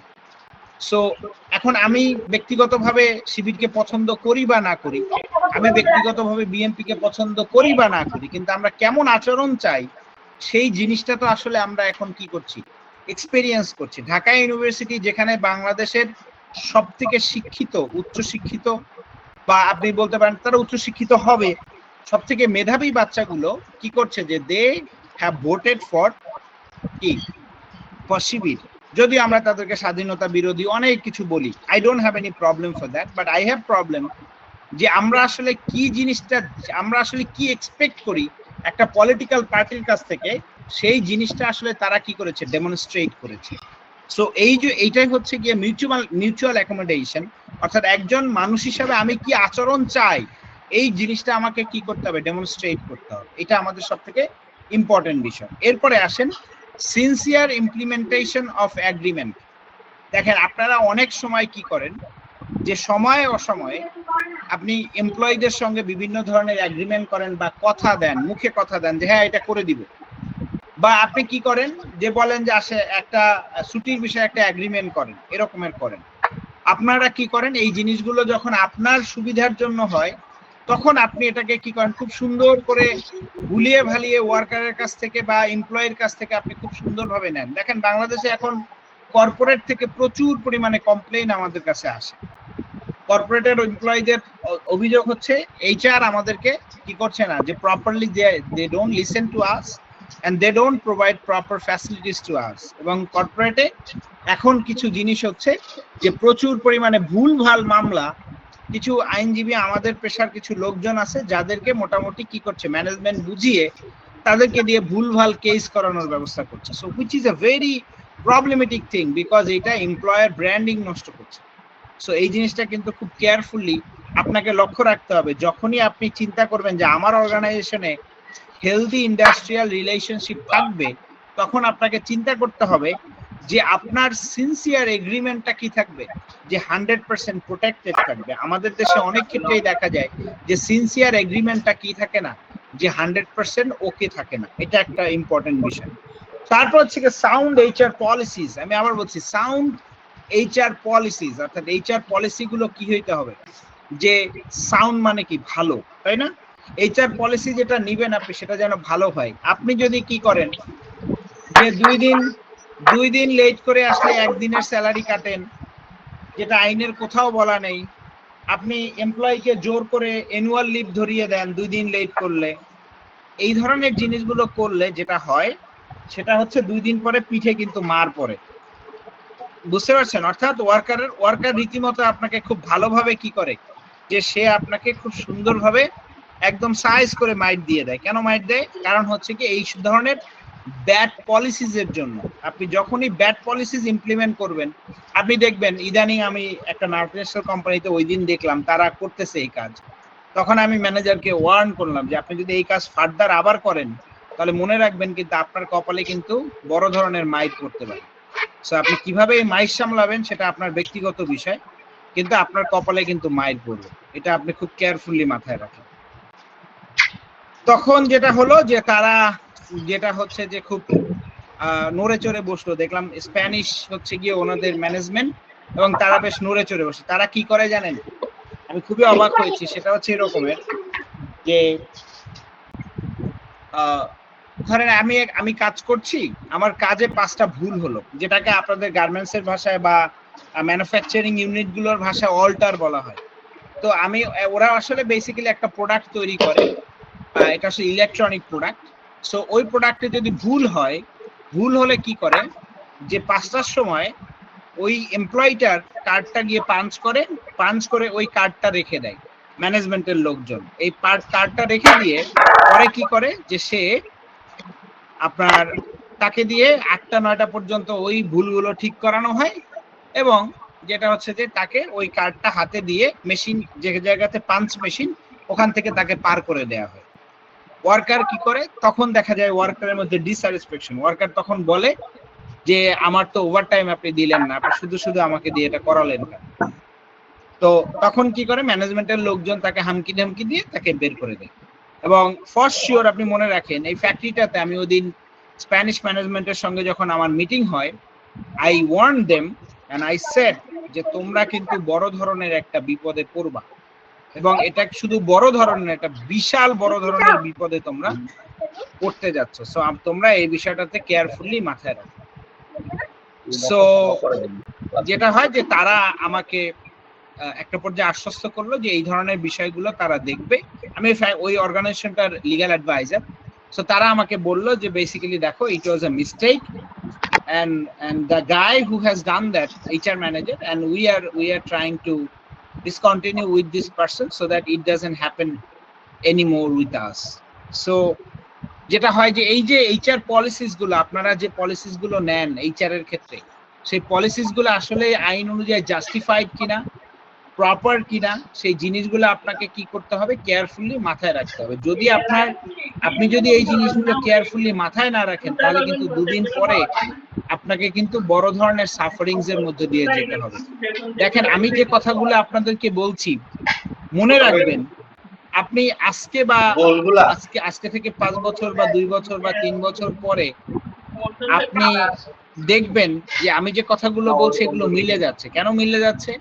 বিকজ আমি জানি ইন্ডাস্ট্রিতে এই জিনিসগুলোর জন্যই কিন্তু এই ধরনের প্রবলেম হয়। আপনার HR পলিসি ভালো না। HR পলিসি ভালো না হলেই আপনার কি হবে, যে ইন্ডাস্ট্রিতে আনরেস্ট হবে, এবং ইন্ডাস্ট্রিতে আনরেস্ট হওয়ার অন্যতম প্রধান কারণ হচ্ছে এই যে আপনাদের ব্যাড পলিসিস। ব্যাড পলিসিসের জন্যই আপনার ইন্ডাস্ট্রিতে প্রবলেম হয়। এরপরে আসেন যেটা হচ্ছে গভর্নমেন্টস রোল। গভর্নমেন্টস রোলটা এখন দেখেন, আপনাকে একটা মজার ঘটনা বলি।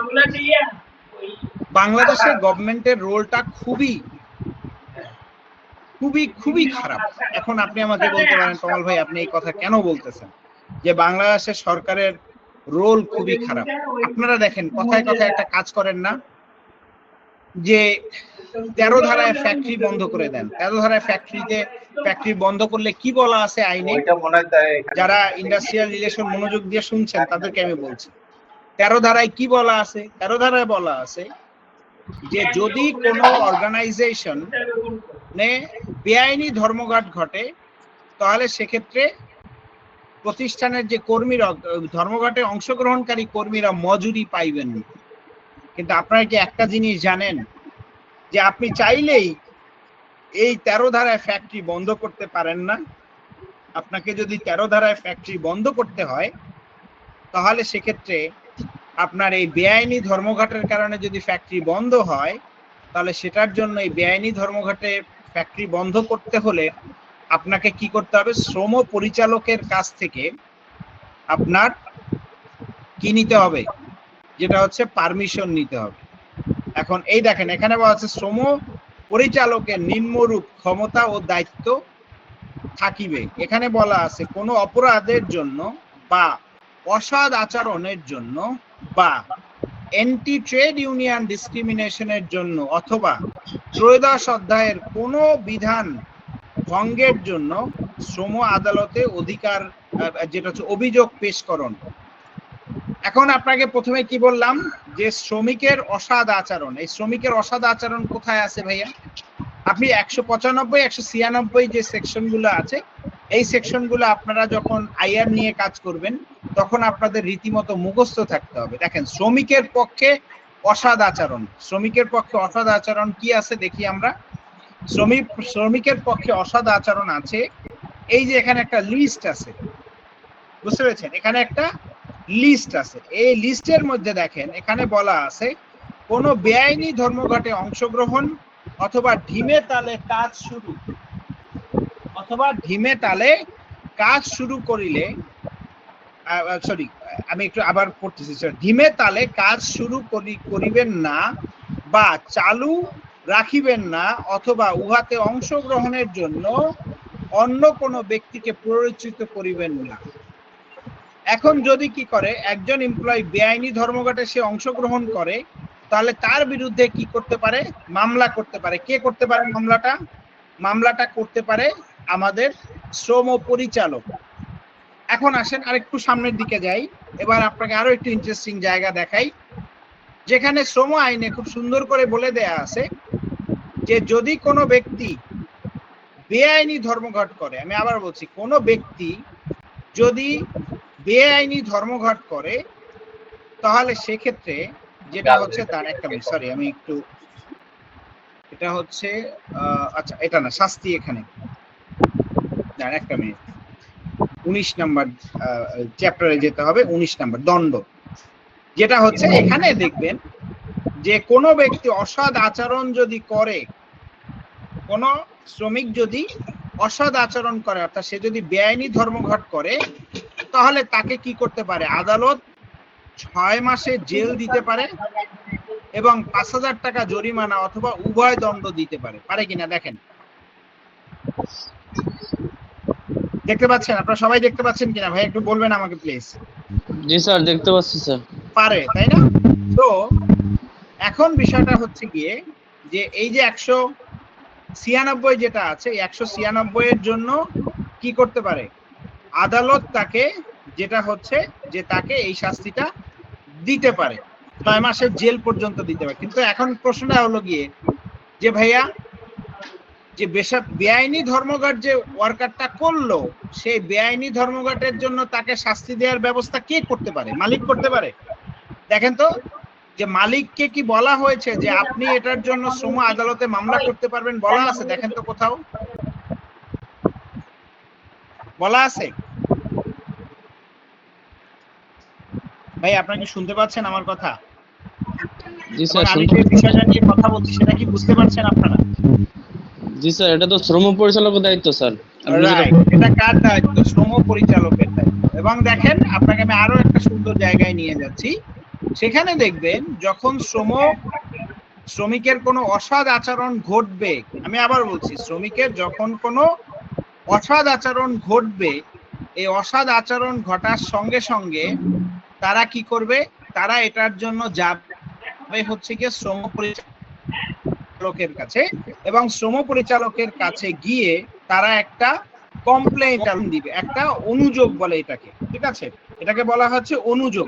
একটা মিনিট আমি একটু 366 একটা মিনিট, এই যে দেখেন অনুযোগ দেওয়ার কথা বলা আছে, এটা সংশোধন হয়ে এখন 30 দিন একটা 55 দিন হয়েছে। এখানে বলেছে কি দেখেন, কারখানা বা প্রতিষ্ঠানে কর্মরত কোন শ্রমিক বা কোনো মালিক কর্তৃক অসৎ আচরণ সংগঠনের বিষয়ে উহা সংগঠিত হইবার 30 দিন, এটা 55 দিন মনে রাখেন, 55 দিনের মধ্যে প্রতিকারের জন্য শ্রম পরিচালক বা তৎকর্তৃক ক্ষমতাপ্রাপ্ত কর্মকর্তার নিকট আবেদন করিবেন, এবং এই রূপ আবেদন প্রাপ্তির 55 কার্য দিবসের মধ্যে শ্রম পরিচালক বা তৎকর্তৃক ক্ষমতাপ্রাপ্ত কর্মকর্তা উহা নিষ্পত্তি করিবেন, এটা বলা আছে। তাহলে এখন দেখেন এই অনুযোগ, যেটাকে আমরা বলছি গ্রিভেন্স, এই গ্রিভেন্সটা দিবে কে?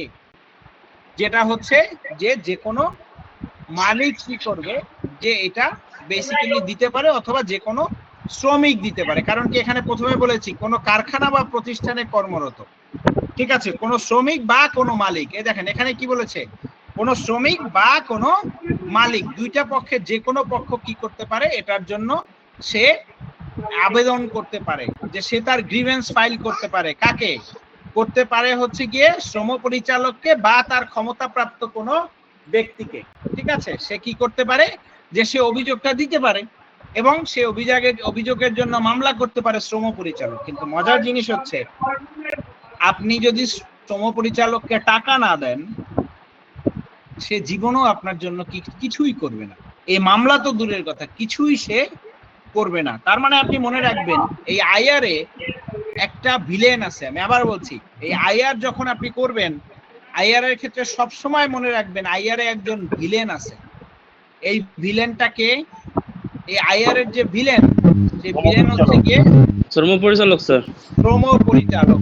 এই ভিলেন যদি না কি করে, যে আপনাকে সহায়তা করে, তাহলে আপনি কখনোই কি করতে পারবেন না, আইআর আপনি মেইনটেইন করতে পারবেন।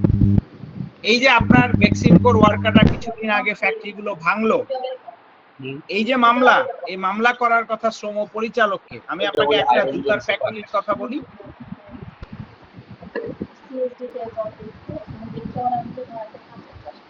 স্যার এটা কি রুলস 366 রুলস? 366 রুলস, যেটা হচ্ছে আপনাদের অনেকেই জিজ্ঞাসা করতে পারে ইন্টারভিউর সময় যে শ্রম আইনের কোথায় গ্রিভেন্স দেওয়ার কথা বলা আছে। আমি আবার বলছি, শ্রম আইনের কোথায় গ্রিভেন্স দেওয়ার কথা বলা আছে, এই প্রশ্ন আপনাকে অনেক সময় অনেকজন করতে পারে। মনে রাখবেন, এই শ্রম আইনে শুধুমাত্র গ্রিভেন্সের কথা এক জায়গায় বলা আছে।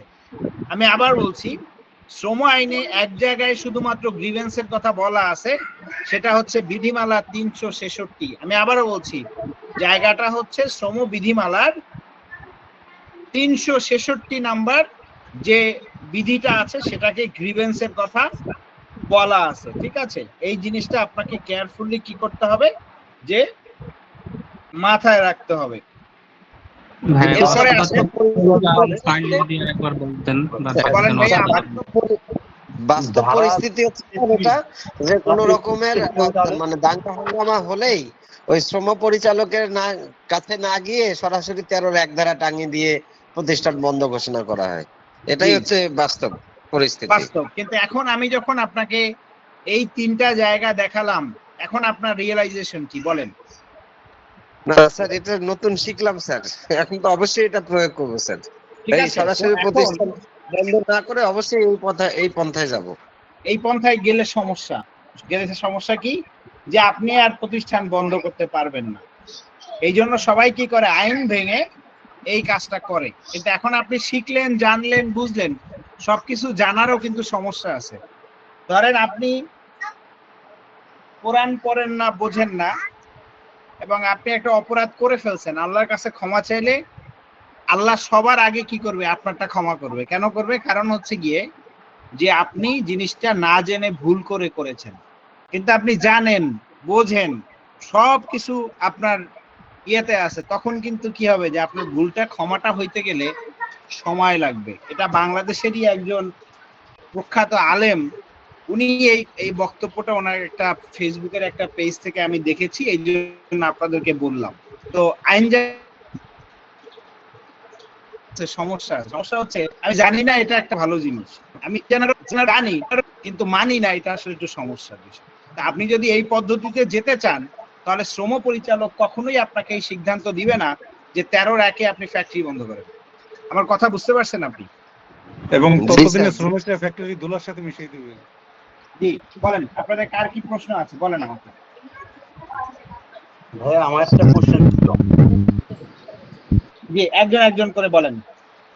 ওই যে অনুযোগের কথা বলেন 366, কিন্তু ধারা 33 যেটা বলা হচ্ছে ওইটা কি হবে একটু যদি বলতেন। এবার ধারা 33 হচ্ছে অভিযোগ।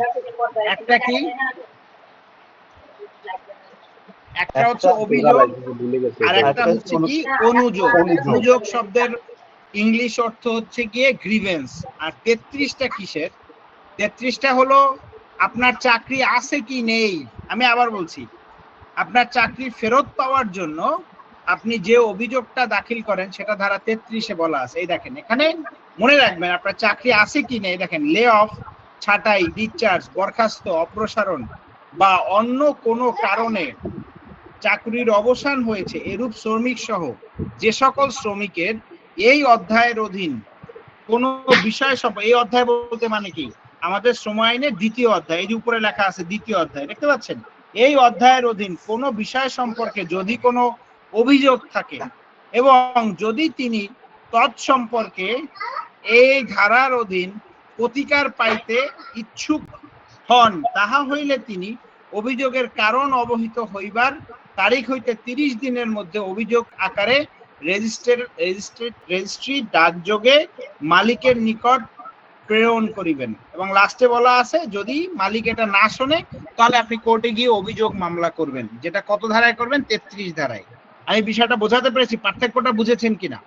অভিযোগ হচ্ছে কমপ্লেন, আর অনুযোগ হচ্ছে কি? গ্রিভেন্স। অনুযোগ হচ্ছে গ্রিভেন্স। আপনাকে এই দুটো প্রশ্নই ইন্টারভিউতে আপনাকে করবে। আমি আবার বলছি, এই যেটা হচ্ছে যে প্রশ্নটা আপনাকে সবাই করবে, বা ধরেন কোনো বড় মাল্টিন্যাশনাল প্রতিষ্ঠানে যখন আপনি আইআর ম্যানেজার হিসেবে জয়েন করবেন তখন আপনাকে এই দেখেন ওই সব জায়গাতে নিয়োগের সময় আমাদেরকে ওরা ডাকে, কারণ ওরা নিজেরাও এই জিনিসগুলো ভালো জানে না। আপনারা অনেকেই, আমি জানি না আপনারা কেউ এখন পর্যন্ত আমাকে কোনো ইন্টারভিউ বোর্ডে পেয়েছেন কিনা, দেখবেন যে আমাদেরকে ওরা হায়ার করে, পয়সা দিয়ে হায়ার করে, একদম ডিরেক্ট ওরা অর্থ দিয়ে আমাদেরকে হায়ার করে নিয়ে যায়, নিয়ে ওরা আমাদেরকে দিয়ে আপনাদেরকে প্রশ্ন করায়।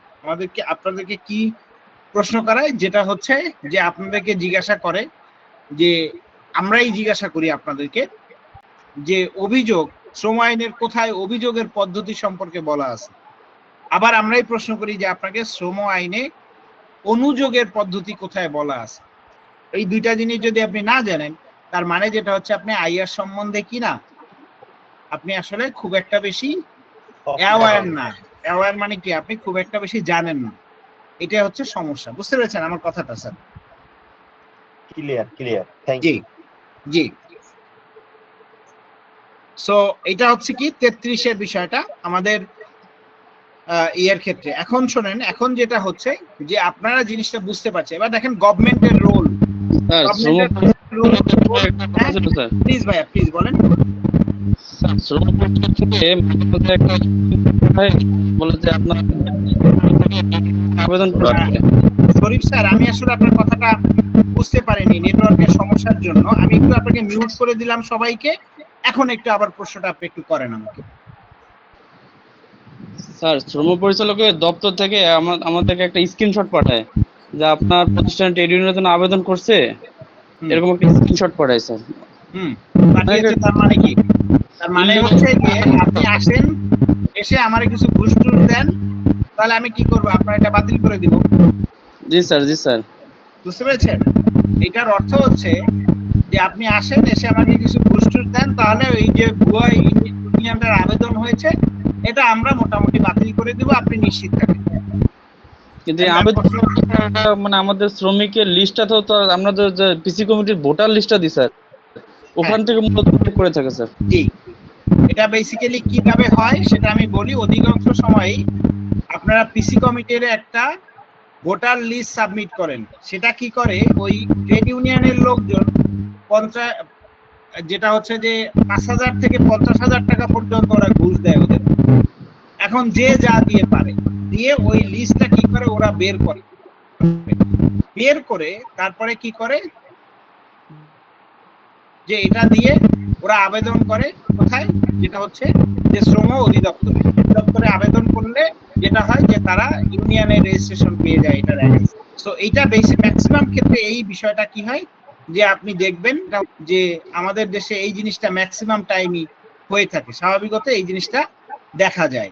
এখন আপনাদের যেটা হচ্ছে যে এই বিষয়গুলো সম্বন্ধে সতর্ক হতে হবে, এগুলো আমি একটু সামনে বলবো। আমি শুধু আপনাদেরকে বলতে চাচ্ছি যে আমি একটু আগে যে প্রসেসটা নিয়ে কথা বললাম, যে গভর্নমেন্টস রোল অর্থাৎ সরকারের যে রোল, আমি আপনাদেরকে একটা কথা বলেছি না যে স্যার মনে রাখবেন আইআর যখন করতে যাবেন, এই আইআর এর মধ্যে একজন ভিলেন আছে, এই ভিলেন হচ্ছে শ্রম পরিচালক। ঠিক আছে? এই শ্রম পরিচালকের ক্ষেত্রে আপনি প্রত্যেকটা জায়গায় কাজ করতে গিয়ে কি করবেন, আপনি আটকে যাবেন। ঠিক আছে? এটা হচ্ছে গিয়ে গভর্নমেন্টের ক্ষেত্রে আপনাকে ম্যান্ডেটরি ভাবে মাথায় রাখতে হবে। ক্লিয়ার? আপনি বিষয়টা বুঝতে পারলেন কিনা আমাকে একটু বলবেন প্লিজ। বুঝতে পারছি, থ্যাংক ইউ স্যার। জি ভাই, আমার একটা প্রশ্ন ছিল ধারা 33-এর বিষয়ে, যে বলেন। কারো যদি চাকরি চলে যায় সেক্ষেত্রে ও যদি মালিককে অভিযোগ না জানায় ডিরেক্ট সরাসরি শ্রম আদালতে চলে যায়, সেক্ষেত্রে কি তার তাহলে অভিযোগ 33 ধারায় মামলাটা খারিজ হয়ে যাবে। খারিজ হয়ে যাবে? জি ভাই, মামলাটা খারিজ হয়ে যাবে। 13-1 যে অসদাচরণটা একটা দেখালেন ভাইয়া, কাইন্ডলি যদি ওটা একটু রিপিট করতেন ভালো হতো আমার। 13-1 যেটা দেখালাম সেটা, জি জি, 13-1 আসলে অসৎ আচরণ বলতে যেটা বোঝাচ্ছে, যেটা হচ্ছে যে আপনি যদি বেআইনি ধর্মঘট করেন তাহলে কি করতে, শ্রমিককে আদালত 6 মাসের জেল দিতে পারে এবং 5,000 টাকা জরিমানা করতে পারে। বুঝতে পারছেন? সো এই ইয়েটা কি করা আছে আমাদের আইনে দেয়া আছে। এবং আপনার মজার ঘটনা হচ্ছে গিয়ে শ্রম আদালতে এখন পর্যন্ত শ্রম আদালতের রায়ে এখন পর্যন্ত যেটা হয়েছে সেটা হচ্ছে যে ডক্টর ইউনূস সাহেবেরই কেবলমাত্র জেল হয়েছে, আর কারো এখন পর্যন্ত এভাবে জেল দেওয়ার নজির আমাদের কাছে আসলে জানা নেই। বুঝতে পারছেন আমার কথাটা? হ্যাঁ, বুঝতে পারছি। জি। ঠিক আছে, জি ভাই, থ্যাংক ইউ। 366 যে অনুযোগ পদ্ধতি বলছে এটা একটু বলতেন, মানে এটার সাথে কোনটা 33 366? বিষয়টা হচ্ছে গিয়ে আপনার প্রতিষ্ঠানে একটা কি হলো, বেআইনি ধর্মঘট হলো, অর্থাৎ আপনি চলেন আমরা এটা আগে 196-তে যাই, চলেন 196।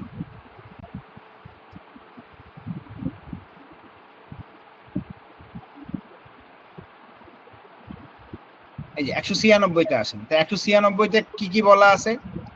যেখানে বলা আছে কোন শ্রমিককে কোন ট্রেড ইউনিয়নের সদস্য বা কর্মকর্তা হওয়ার জন্য, এটা মালিক দিচ্ছে, তাই না? আচ্ছা, আরেকটা জিনিস হচ্ছে যে মালিকের পক্ষে অসদাচরণ, শ্রমিকের পক্ষে অসদাচরণ। এই যে এখানে আছে, এখানে বলছে মালিকের বিনা অনুমতিতে কোন শ্রমিক তাহার কর্মসময়ে কোন ট্রেড ইউনিয়ন কর্মকাণ্ডে নিয়োজিত থাকিবেন না। ঠিক আছে, যদি থাকে তাহলে এটা কি হবে? অসদাচরণ হবে। তারপরে বলেছে কোন শ্রমিক কোন ট্রেড ইউনিয়নের সদস্য বা কর্মকর্তা হওয়ার জন্য অথবা না হওয়ার জন্য বা উক্ত পদ বহাল থাকার জন্য অথবা উহা হইতে বিরত থাকার জন্য ভীতি কি করবে? প্রদর্শন করবেন না। এখন ধরেন কি করলো যে হঠাৎ করে আপনার 5 জন মেম্বার বলতেছে যে স্যার আমরা আসলে এই ট্রেড ইউনিয়নের মেম্বার থাকবো না, আমরা আমাদের মেম্বারশিপ উঠিয়ে নিব। এটা সে বলল, বলার পরে শ্রমিক নেতা বলল একদম পিটায় হাত পা ভেঙে ফেলবো। তাকে ভয়ভীতি দেখায় তাকে ওই মেম্বারশিপ ক্যান্সেল করতে দিল না। যদি মেম্বারশিপ ক্যান্সেল করতে না দেয় তাহলে কি হবে? যে বাধ্যতামূলকভাবে আপনাকে এটা মাথায় রাখতে হবে, মেম্বারশিপ ক্যান্সেল করতে না দিলে তাহলে কি হলো যে সে ভয়ভীতি প্রদর্শন করলো। এটাও কি একটা অসদাচরণ।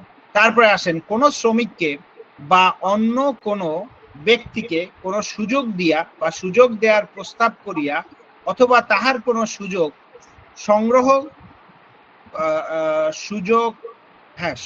করিয়া অথবা সংগ্রহ করার প্রস্তাব দিয়া তাহাকে কোন ট্রেড ইউনিয়নের সদস্য বা কর্মকর্তা হইতে বিরত রাখার জন্য অথবা উক্ত পদ ছাড়িয়া দেওয়ার জন্য প্রলুব্ধ করিবেন না। এখন এই কাজটা কি করলো। তারপরে দেখেন ভয় ভীতি প্রদর্শন, বল প্রয়োগ, চাপ প্রয়োগ, হুমকি প্রদর্শন, কোনো স্থানে আটক, শারীরিক আঘাত, পানি, শক্তি, টেলিফোন সুবিধা বিচ্ছিন্ন করিয়া অথবা অন্য কোনো পন্থা অবলম্বন করিয়া কোনো শ্রমিককে কোনো ট্রেড ইউনিয়নের তহবিলে চাঁদা প্রদান করার জন্য বা না করার জন্য বাধ্য করিবেন না বা বাধ্য করার চেষ্টা করিবেন না। এরপরে আসেন, তারপর বলছে ভয়ভীতি প্রদর্শন, বল প্রয়োগ, চাপ কোনো স্থানে আটক বা উহা হইতে উচ্ছেদ, বেদখল, শারীরিক আঘাত, পানি, বিদ্যুৎ, টেলিফোন সুবিধা বিচ্ছিন্ন করিয়া অথবা অন্য কোনো পন্থা অবলম্বন করিয়া মালিককে কোনো নিষ্পত্তিনামায় দরখাস্ত করিতে অথবা কোনো দাবি গ্রহণ করিতে বা মানিয়া লইতে বাধ্য করিবেন না, বাধ্য করার চেষ্টা করিবেন না। এটা একটা। তারপরে আসেন কোনো বেআইনি ধর্মঘটে অংশগ্রহণ অথবা ডিমে তালে কাজ শুরু করিবেন না বা চালু রাখিবেন না অথবা উহাতে অংশগ্রহণের জন্য অন্য কোনো ব্যক্তিকে প্ররোচিত করিবেন না অথবা কোনো ট্রেড ইউনিয়নের কোনো দাবি অথবা উহার কোনো লক্ষ্য অর্জনের উদ্দেশ্য কোনো ঘেরাও, পরিবহন বা যোগাযোগ ব্যবস্থা প্রতিবন্ধকতা সৃষ্টি বা কোনো সম্পদের ধ্বংস সাধন করিবেন না। তারপরে বলেছে যে কোনো ট্রেড ইউনিয়নে উহার কর্মকর্তা অথবা উহার পক্ষে নিযুক্ত অন্য কোনো ব্যক্তি অবৈধ প্রভাব বা মিথ্যা পরিচয় বা কোনো ঘুষ বা 202 এর অধীন অনুষ্ঠিত নির্বাচনে হস্তক্ষেপ করিবেন না অথবা ট্রেড ইউনিয়নের পক্ষে অসৎ আচরণ করিবেন না। তারপরে বলছে অসৎ আচরণের বিষয়ক তদন্ত কার্যক্রম পরিচালনার জন্য সরকার একটা স্ট্যান্ডার্ড অপারেটিং সিস্টেম চালু করতে। আমি এতটুকু গেলাম 3 পর্যন্ত, 1 থেকে 3 পর্যন্ত আসেন। এই পর্যন্ত যেটা হবে যে কাজগুলো করতে নিষেধ করা হয়েছে এগুলো যদি কোনো শ্রমিক করে তাহলে এগুলো কি হবে? অসৎ আচরণ হবে। যখনই আপনার এই কাজগুলো কোনো শ্রমিক করবে তখন মালিক বা অন্য যে কোনো শ্রমিক কি করতে পারবে? যে সে এই জিনিসটা ইমিডিয়েটলি অনুযোগ আকারে কি করবে? সে এটা জানাবে। কাকে জানাবে? এটা হচ্ছে শ্রম পরিচালককে জানাবে, এবং এটা সংগঠিত হইবার 55 দিনের মধ্যে তাকে জানাইতে হবে। এবং 55 দিন থেকে আসলে আপনারা অনেকেই বলতে পারেন যে ভাইয়া এই যে আপনি 55 দিন করছেন, এটা আসলে ভাইয়া কোথায় আছে, আপনি কি আমাদেরকে দেখাতে পারবেন? দেখেন, এই যে 2022 সালে যে সংশোধনীটা হয়েছে, এই 2022 সালের সংশোধনীতে 366 নাম্বার বিধিমালায় যে পরিবর্তন এসেছে, 366, এই যে এখানে দেখেন 30 এর সংখ্যার পরিবর্তে 55 প্রতিস্থাপিত হইবে। এই যে এখানে দেখেন, সবাই দেখেন একটু, এই যে 55টা কি করা হয়েছে, প্রতিস্থাপন করা হয়েছে। সো এখানে 55 দিন করে দেওয়া হয়েছে। 55 দিন করার কারণে যেটা হয়েছে যে এটা 55 দিন হয়েছে। সো এখন এই 55 দিনের মধ্যে জানাবে, এবং জানালে সেই অনুযায়ী কি হবে, যে ব্যবস্থা গ্রহণ করা হবে। আমি আবার বলছি, সেই অনুযায়ী কি করা হবে, যে ব্যবস্থা গ্রহণ করা হবে। ঠিক আছে? সো এখন এই কাজটা করার কথা কার? এই কাজটা করার কথা হচ্ছে গিয়ে যে এটা বেসিক্যালি করার কথা হচ্ছে গিয়ে আমাদের শ্রম পরিচালকের। কিন্তু দেখবেন আপনারা এগুলো নিয়ে যখন তাদের কাছে যাবেন বা আপনি তাদের কাছে সমাধান চাইতে যাবেন, আপনি 99% ক্ষেত্রে শিওর থাকেন যে আপনি এই সমাধানগুলো পাবেন না, বা তারা আপনাকে কি করবে না, যে হেল্প করবে না। এই জিনিসটা আপনি সচরাচর কি করবেন, ফেস করবেন। এবং আপনি ইন্ডাস্ট্রিতে যখন কাজ করবেন আইআর এর হয়ে, তখন দেখবেন প্রত্যেকটা পদে পদে আপনি আটকে যাবেন এই জায়গাগুলো। আমি বোধহয় আপনাদেরকে বোঝাতে পেরেছি। দেখেন তো, যারা প্রশ্ন করেছিলেন যে ভাইয়া এটা আবার একটু বুঝিয়ে বলেন, আমি কি বোঝাতে পেরেছি কিনা আপনাদের একটু দেখেন। জি ভাইয়া, clear. Clear? Clear. Sir clear sir. এখন হচ্ছে সেকশন 196-তে শ্রমিক কর্তৃক যে শ্রম অসদাচরণ, এটা তো শ্রমিক কর্তৃক, তাই না? এখন 195-তে কি বলা আছে? 195-তে বলা আছে মালিকের কথা, যে মালিকের জন্য কিছু বিধি নিষেধ আছে, মালিক এই কাজগুলো করবে না। এই যে এখানে আছে, এই কাজগুলো যদি মালিক করে, তাহলে সেক্ষেত্রে যেটা হবে যে, তাহলে মালিকের ক্ষেত্রেও কি হবে, যে এই মালিকের বিরুদ্ধেও মামলা করতে পারবে কে? এই শ্রম পরিচালক মামলা করতে পারবে। কিন্তু এখানে কিন্তু মালিক সরাসরি লেবার কোর্টে যেতে পারবে না, বা যেটা হচ্ছে যে শ্রমিক সরাসরি লেবার কোর্টে যেতে পারবে না। এটা যাওয়া আসলে কি না, যে আইন অনুযায়ী সঠিক কাজ না, বা আইন অনুযায়ী সঠিক বিষয় হবে না। আমি বিষয়টা বোঝাতে পেরেছি আপনাদেরকে? জি স্যার, ক্লিয়ার। আর স্যার যে তাহলে ধারা 23 উপধারা 4 এর যে মিসকন্ডাক্ট, এটার এগেইনস্টে কি সরাসরি অর্গানাইজেশনে এটা শাস্তি নিতে পারবে? আচ্ছা, মিসকন্ডাক্ট, এখন বিষয়টা হচ্ছে বেআইনি ধর্মঘট কি মিসকন্ডাক্ট কিনা, প্রশ্নটা আসতে পারে না? জি জি জি জি স্যার, মজার জিনিস হচ্ছে বেআইনি ধর্মঘটটা আসলে বেসিক্যালি আমাদের যে আইন আছে, সে আইন অনুযায়ী কি বলা হয়, বেআইনি ধর্মঘটটাকে আসলে বলা হয় একটা ফৌজদারি অপরাধ। বুঝতে পারছেন? এই জন্য এটাকে দেখবেন, এই যে আমাদের 23-4 যে শাস্তির কথা বলা আছে না, শাস্তির ক্ষেত্রে যে মিসকন্ডাক্ট বলা আছে, অসৎ আচরণ, এগুলোর মধ্যে কি নাই? এগুলোর মধ্যে ধর্মঘট, বেআইনি ধর্মঘটের কথা বলা নাই। তা আপনারা কি করেন, মানে আমরা তো আসলে একটু অতি চালাক, যেহেতু সরকার আমাদের কথাবার্তা শোনে না বা আমাদেরকে কোনো রেমেডি দেয় না, এই জন্য আমরা কি করি, প্রতিষ্ঠানে উচ্ছৃঙ্খলা, দাঙ্গা হাঙ্গামা, অগ্নিসংযোগ বা ভাঙচুর, এটার মধ্যে দিয়ে মোটামুটি তাদেরকে কি করি, তাদের বিরুদ্ধে ডিসিপ্লিনারি অ্যাকশন চালু করে দিই। কিন্তু এটা যদি আদালতে, যদি লেবার কোর্টে এটা চ্যালেঞ্জ হয়, চ্যালেঞ্জ হলে এটা আসলে টিকবে না। আমি বিষয়টা বোঝাতে পেরেছি আপনাদেরকে? Clear sir, clear. জি ভাই, মালিকের বিষয় যেটা বললেন, তো মালিকের বিষয়ে যদি অসৎ শ্রম আচরণের অভিযোগ হয়, সেক্ষেত্রে শ্রম পরিচালককে কে অবহিত করবে? বা এটা শ্রমিক বা শ্রমিক নেতারা করবে। এই যে এখানে কি বলছে দেখেন, এখানে বলছে কোন শ্রমিক বা কোন মালিক কর্তৃক অসৎ শ্রম আচরণ সংগঠনের বিষয়ে উহা সংগঠিত হইবার 55 দিনের মধ্যে প্রতিকার চেয়ে শ্রম পরিচালক বা তৎক্ষমতাপ্রাপ্ত কর্মকর্তার নিকট আবেদন করিতে হইবে। এই যে এখানে খুব সুন্দর করে বলে দেয়া আছে, বুঝতে পেরেছেন? বুঝতে পারছি। জি। কিন্তু তোমার ভাই মিসকন্ডাক্ট যেহেতু এটা লেখা আছে, তাহলে ওইটার রেফারেলটা কিভাবে অ্যাপ্রোচ করা হবে? কোনটা ভাইয়া? যে দাঙ্গা হাঙ্গামা বা ভাঙচুর যে বিষয়টা থাকছে, হ্যাঁ, অবরোধ হলে তো এটা হয়, খুব কমন প্র্যাকটিস।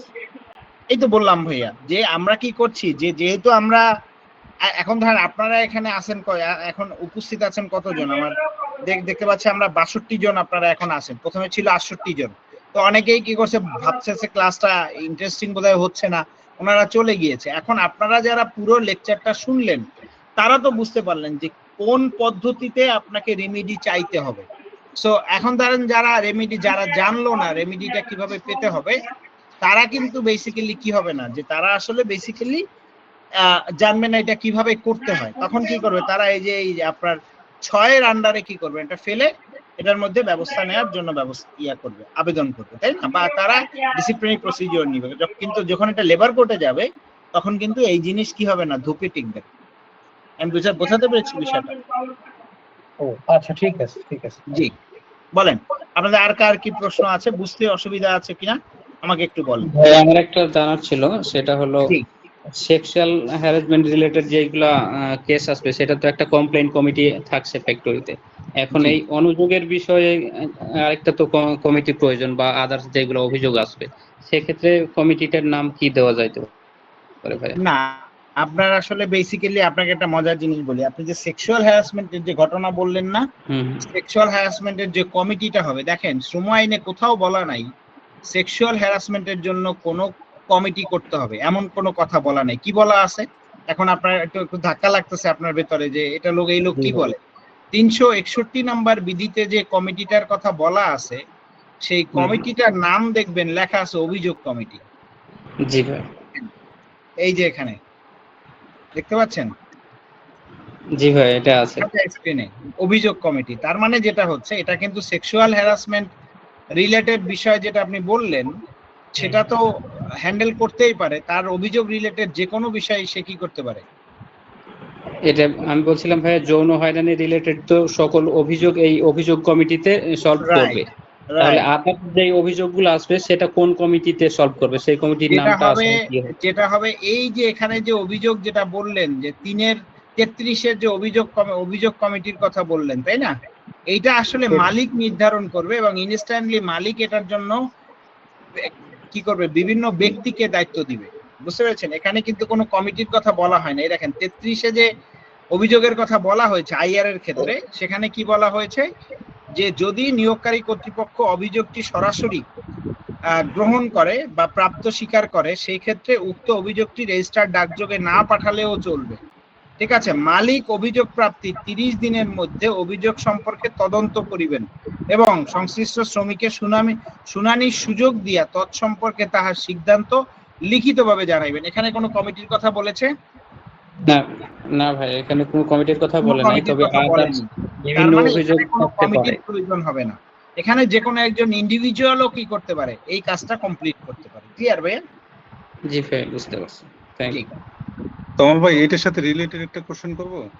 বলেন প্লিজ। তাহলে এই যে অভিযোগ কমিটি সেক্সুয়াল হ্যারাসমেন্টের ব্যাপারে ধরুন অভিযোগ তার কাছে আসলো, সেই তদন্ত করলো, প্রমাণ হলো যে সে ঘটনা করছে, তো তখন পানিশমেন্ট দিবে কোন ধারার অধীনে? আবার পানিশমেন্ট দিবে কোন ধারার অধীনে, এটা আমি পড়াবো আপনাদেরকে। তবু আপনি যেহেতু প্রশ্ন করেছেন, আমি আপনাকে এখনই দেখাই। আপনি দেখবেন মহামান্য হাইকোর্ট বিভাগের একটা জাজমেন্ট আছে এটার উপর। এই জাজমেন্টটা যেটা আছে, এই এন্টি সেক্সুয়াল হ্যারাসমেন্টের যে জাজমেন্টটা আছে, এটা একটা গাইডলাইন সরকার কি করেছিল, যে মহামান্য হাইকোর্ট বিভাগ থেকে একটা গাইডলাইন দেওয়া হয়েছিল। এই গাইডলাইনের একদম শেষে চলে যাবেন, এই যে দেখেন 11তে বলা আছে কি শাস্তি। ঠিক আছে? এই শাস্তির মধ্যে বলে দেয়া আছে, দেখেন এখানে বলেছে, অভিযুক্ত ব্যক্তি বিরুদ্ধে যৌন হয়রানির অভিযোগ প্রমাণিত হলে সংশ্লিষ্ট কর্তৃপক্ষ তা অপরাধ হিসাবে গণ্য করবে এবং সকল সরকারি বেসরকারি শিক্ষা প্রতিষ্ঠান এবং কর্মক্ষেত্রে শৃঙ্খলা বিধি অনুসারে, এই দেখেন কি বলছে ভাইয়া, কর্মক্ষেত্রের শৃঙ্খলা বিধি অনুসারে 30 কার্যদিবসের মধ্যে উপযুক্ত ব্যবস্থা গ্রহণ করিবে এবং যদি অভিযোগটি দণ্ডবিধি অনুযায়ী যে কোনো ধারা অনুযায়ী অপরাধ হিসেবে গণ্য হইলে প্রয়োজনীয় ফৌজদারি আইনের আশ্রয় নিতে হবে, যা পরবর্তীতে সংশ্লিষ্ট আদালতে বিচার হবে। এখন বিষয়টা হচ্ছে গিয়ে, যদি আপনাকে কি বলেছে শাস্তি দিতে হয়, তাহলে কি বলছে, কর্মক্ষেত্রের শৃঙ্খলা বিধি অনুসারে। তাহলে আমাদের কর্মক্ষেত্রের শৃঙ্খলা বিধি কোনটা ভাইয়া? বলেন তো ভাইয়া, কত ধারা? 33 1, তাই না? 1 এবং 2। 23-এর 1 এবং 2-এ কি আছে, এই যে এখানে 9টা শাস্তির কথা বলা আছে। কি কি শাস্তি? 1-এ বলা আছে বরখাস্ত, 2-এ বলা আছে অপসারণ, 3-এ বলা আছে নিচের পদে নামিয়ে দেয়া, 4-এ বলা আছে 1 বছরের জন্য পদোন্নতি বন্ধ করা, এরপরে বলা আছে 1 বছরের জন্য মজুরি বন্ধ করা, তারপরে বলা আছে হচ্ছে গিয়ে 1 বছরের জন্য মজুরি বৃদ্ধি বন্ধ করা, তাকে জরিমানা করা, এবং আরেকটা জিনিস কি বলেছে যে তার খোরাকি ভাতা বা ইয়ে দিয়ে সাময়িক 7 দিনের জন্য বরখাস্ত করা, তারপরে হচ্ছে ভর্ৎসনা বা সতর্কীকরণ করা। ঠিক আছে, তাহলে এই হচ্ছে কি টোটাল কয়টা? 9টা শাস্তির কথা বলা আছে। এই 9টা শাস্তি কি করতে পারবে? দিতে পারবে। ক্লিয়ার?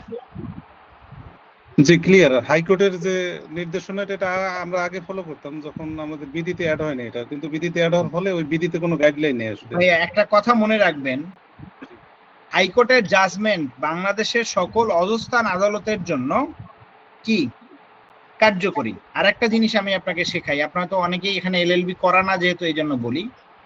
দেখেন এই যে এখানে লিখবেন, এই গুগলে গিয়ে লেখেন common law, COMMON, common law, LAW law. এবার এটার আগে একটু লিখে দেই, হোয়াট ইজ কমন ল। এবার আপনি এটা সার্চ দিবেন, দেওয়ার পরে লেখেন, এখানে লেখা আছে common law is a legal system where judicial decisions, not just statutes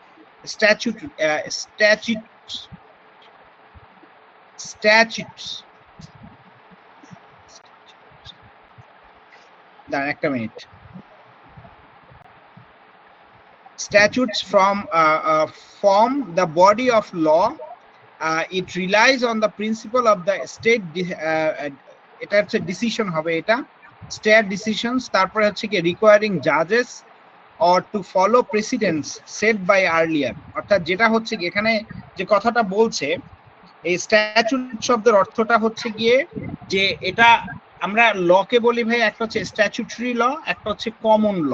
এখন স্ট্যাচুটরি ল কোনটাকে বলছে ভাইয়া? যে দেখেন জুডিশিয়াল প্রিসিডেন্ট, অর্থাৎ আপনার কি করে যে কোর্ট যে ডিসিশন গুলো দেয়, ঠিক আছে, এটাকে আসলে কি বলা হয় ভাইয়া?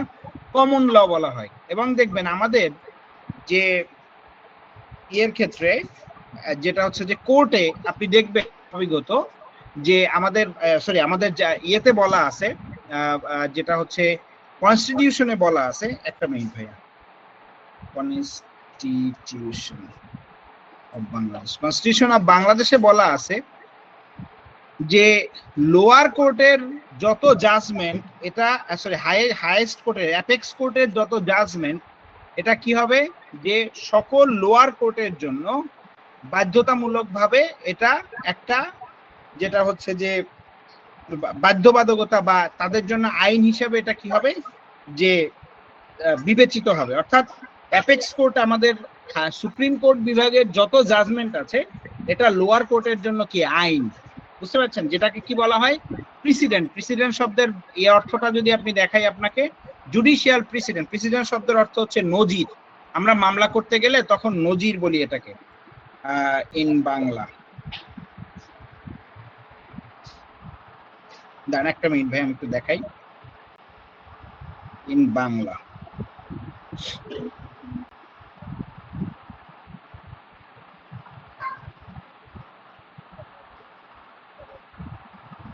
এআই আসতে গিয়ে এখন আর ঝামেলা হয়ে যায়। এই দেখেন এখানে বলা আছে যে জুডিশিয়াল প্রিসিডেন্ট কি, আইনে এই ব্যাখ্যা পরবর্তী সময়ে নজির হিসাবে ব্যবহৃত হয়।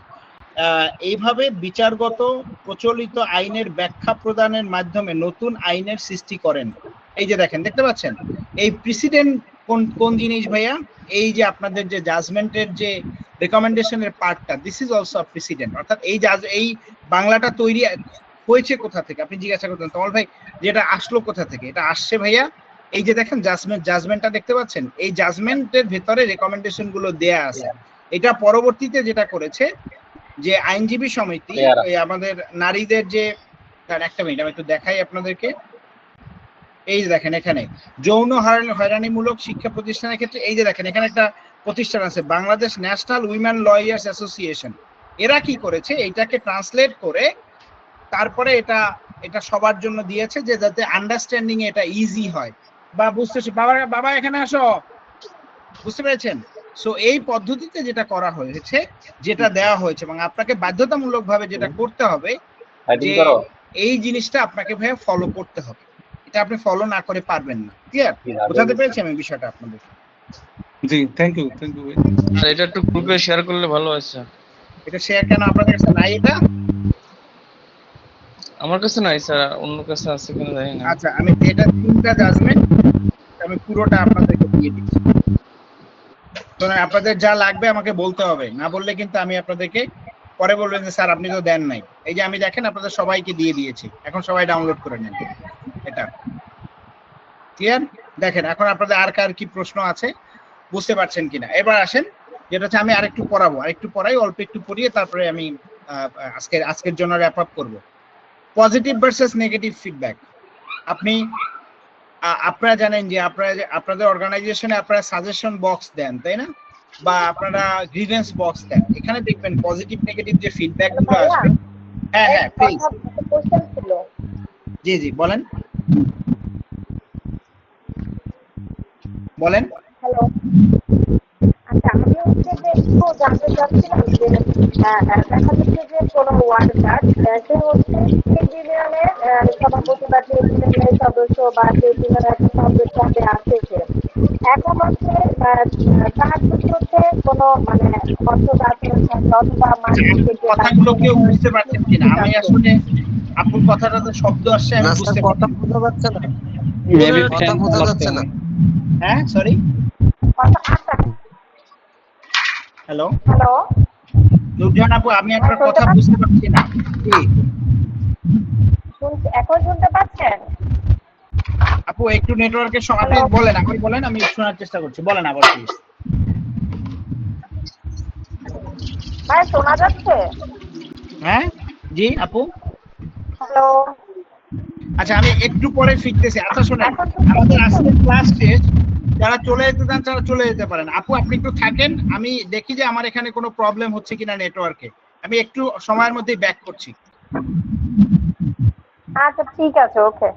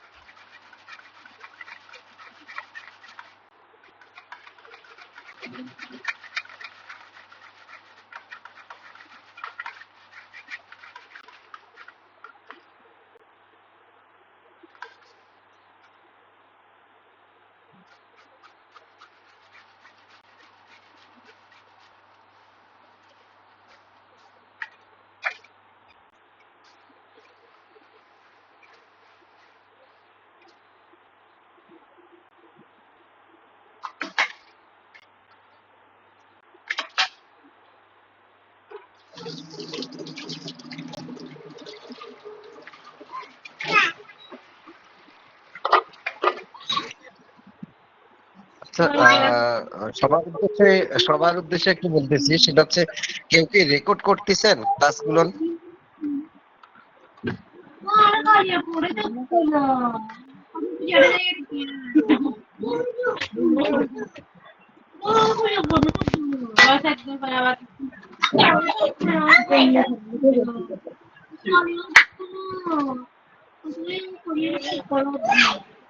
আমার স্ক্রিন রেকর্ড হয় না, আমি ট্রাই করছিলাম। এখন আপনাদের যদি কারো হয়ে থাকে,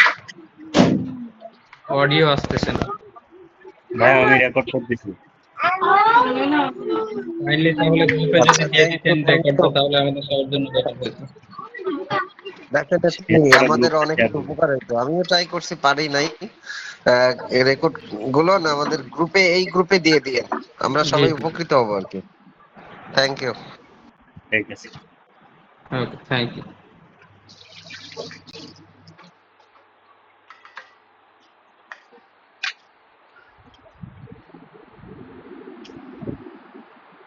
পেয়ারা।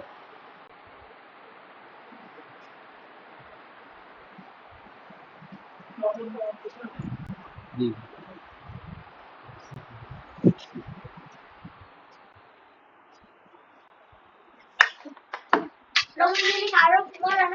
হুম।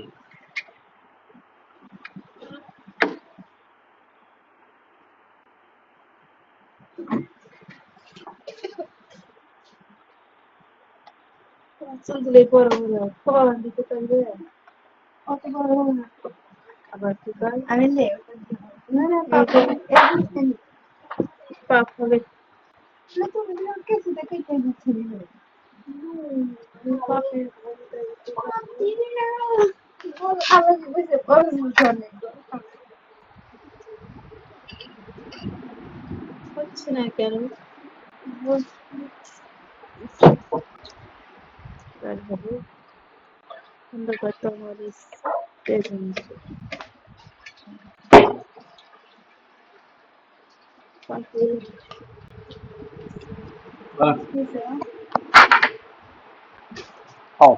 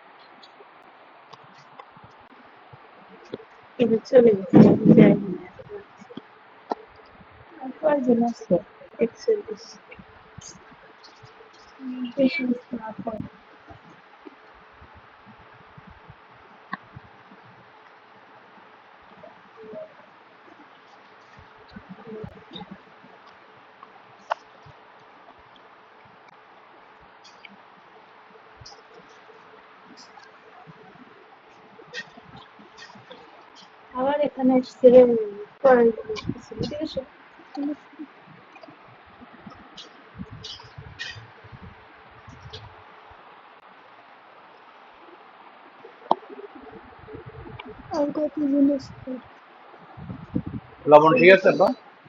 লবণ ঠিক আছে?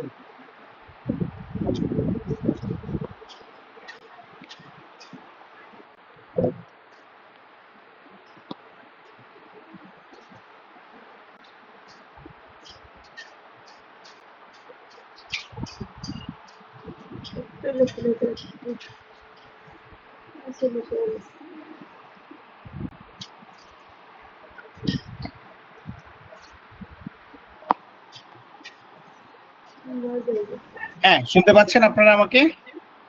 জি স্যার, জি। ঠিক। নূরজাহান আপু, আপনার প্রশ্নটা একটু করেন প্লিজ, কষ্ট করে।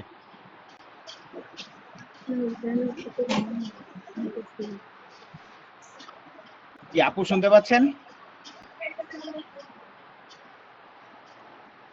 জি ভাইয়া, শুনতে পাচ্ছি। কথাটা পরিষ্কার বলেন আপু প্লিজ। আমি বলতে চাচ্ছিলাম হচ্ছে যে ধরেন হচ্ছে ট্রেড ইউনিয়নের সভাপতি, সহসভাপতি বা যে কোনো পদে আছেন, হ্যাঁ।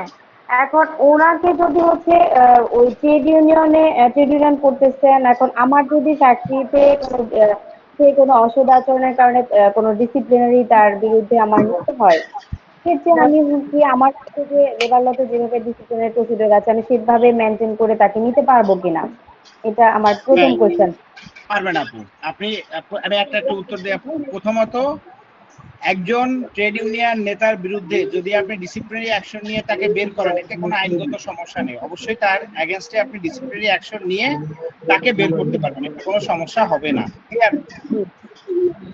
মানে আমার হচ্ছে 23-এর চাঁদা যেভাবে আমার হচ্ছে মানে শাস্তিমূলক ব্যবস্থা আছে লেবার ল অনুযায়ী আমি সেভাবে নিতে পারবো, তাই তো? অবশ্যই শাস্তিমূলক ব্যবস্থা নিতে পারবেন। আচ্ছা।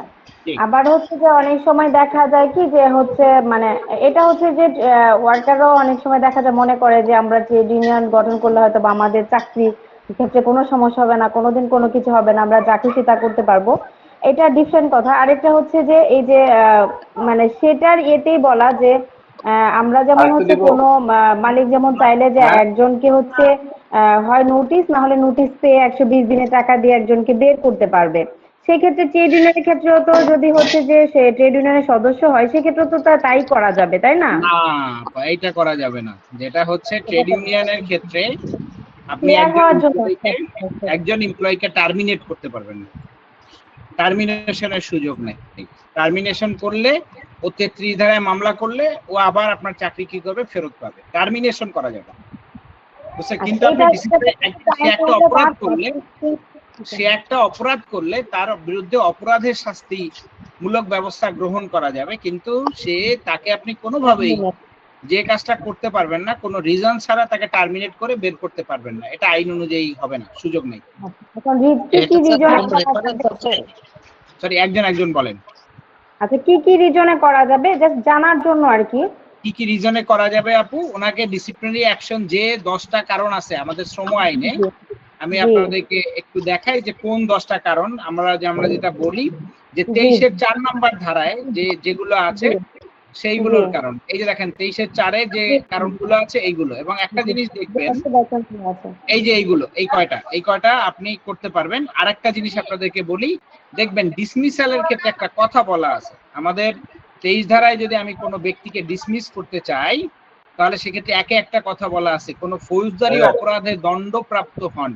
আপনি তো জানেন যে সরকার যদি বাদী হয়ে কোনো মামলা করে, এই শ্রম আইন অনুযায়ী সরকার বাদী হয়ে মামলা করলে সেটা কি হয়ে যায়, ফৌজদারি অপরাধ হয়ে যায়। ঠিক আছে? তো সেই ফৌজদারি অপরাধ কি হবে, যে আপনাকে বাধ্যতামূলকভাবে এটা মাথায় রাখতে হবে, ফৌজদারি অপরাধের ক্ষেত্রে ওনার চাকরি চলে গেলে, অর্থাৎ ওনার যদি দণ্ড হয়, তাহলে কিন্তু ওনার চাকরি চলে যাবে। অর্থাৎ যদি বেআইনি ধর্মঘট করে আপনি কি করলো, সরকার বাদী হয়ে, ওই যে আমাদের শ্রম পরিচালক মামলা করলে কি হবে, কোনো ফৌজদারি অপরাধে দণ্ডপ্রাপ্ত হন, অর্থাৎ তার চাকরিটা তখন চলে যাবে, সে ডিসমিসড হয়ে যাবে আপনার এখান থেকে। ক্লিয়ার? আচ্ছা, ঠিক আছে, ক্লিয়ার, থ্যাংক ইউ। জি, এখানে আমার একটা কোশ্চেন ছিল। বলেন প্লিজ। আমার যদি বরখাস্ত করা হয় কাউকে, বরখাস্তের জন্য সে কি কোনো কিছু পাবে কি পাবে না? বরখাস্ত করা হলে তাকে কোনো কিছু সে পাবে কিনা ভাইয়া, দেখেন আমাদের আইনে বেসিক্যালি 2013 সালের আগে যদি বরখাস্ত করতো, তাহলে এমপ্লয়ি ক্ষতিপূরণ পেত প্রতি বছর কাজের জন্য 15 দিন করে। কিন্তু 2013 সালের সংশোধনীর পরে যেটা হচ্ছে, উনি বরখাস্ত করলে উনি 2টো টাকা পান না। দুটো বলতে কি 3টা টাকা টোটাল। একটা হচ্ছে উনি কোনো ক্ষতিপূরণ পান না, 2টা হচ্ছে উনি কোনো গ্র্যাচুইটি পান না, এবং 3 হচ্ছে গিয়ে একজন এমপ্লয়ি তার যে প্রফিট শেয়ার যেটা আছে সেটা উনি পান না। এই 3টা জিনিস একজন কর্মী যখন ডিসমিসড হন, তখন এই 3টা ক্ষতিপূরণ উনি পাবেন না। এটা বাধ্যতামূলকভাবেই আইনে অনুযায়ী বলা আছে। ক্লিয়ার? সার্ভিস বেনিফিট, ওই সার্ভিস বেনিফিটের কথাই বলছি। এটাই হচ্ছে এই যে ক্ষতিপূরণ, এই যে 15 দিনের যে ক্ষতিপূরণটা, এটাকেই আপনারা বলেন সার্ভিস বেনিফিট। এই ক্ষতিপূরণ পাবে না। 3টা জিনিস পায় না, এই ক্ষতিপূরণ, 2 গ্র্যাচুইটি, 3 হচ্ছে কি, যে আমাদের শ্রম আইন অনুযায়ী যে লভ্যাংশ পাওয়ার কথা বলা আছে, সেই লভ্যাংশ পান না। এই 3টা জিনিস পাবেন না। আর পিএফ এর হচ্ছে গিয়ে শুধুমাত্র নিজের অংশটা পাবে। পিএফ এরটা পাবে কোথায় বলা আছে? এই প্রশ্নটা হতেই পারে যে কোথায় বলা আছে সেটা বলেন। ধারা 29 পড়বেন শ্রম আইনের। এই যে দেখেন ধারা 29-এ বলা আছে যে বরখাস্ত হলে উনি কি করবেন, যে উনি এটার ক্ষতিপূরণ পাবেন। ক্লিয়ার? অর্থাৎ মালিকের পোর্শনটুকু সহ পাবেন। জি, ক্লিয়ার ভাইয়া? না ভাই, আমার কোশ্চেন শেষ না, একটু দাঁড়াতে এসে যাবেন, একটু বলেন। দাঁড়াতে এসে 23-এ যাব, অবশ্যই বলেন। 23-এর 3-এ যাব। 23-এর উপধারা 3-এ কিন্তু বলা আছে ক্ষয় এবং ছর কথা, কিন্তু অন্য ধারার কথা তো বলে না। খুবই সুন্দর, আমি আপনার সঙ্গে একমত। ক্ষয় এবং ছ বাদ দিয়ে বাকি সবটাই পাবে, কিন্তু কি পরিমাণ পাবে সেটা কোথায় বলা আছে ভাইয়া? সেইটাই তো বলা নেই, এইখানেই তো এখন বিষয় হচ্ছে কি, যে জিনিস বলা নেই সেই জিনিসকে আপনি দিবেন। এখন আপনি কি মালিকের, ওয়ার্কার বললো যে আমি তো মালিকের, এখানে যেহেতু কিছু বলা নাই, তাহলে মালিকের ফ্যাক্টরিটা বিক্রি করে আমাকে দিয়ে দেন, বা মালিকের কর্পোরেট অফিসটা বিক্রি করে আমাকে দিয়ে দেন, দিবেন আপনি? বুঝতে পারছেন ভাইয়া? এখানে এই যে 15 দিনের টাকার কথা বলা আছে, এই 15 দিনের টাকা শুধুমাত্র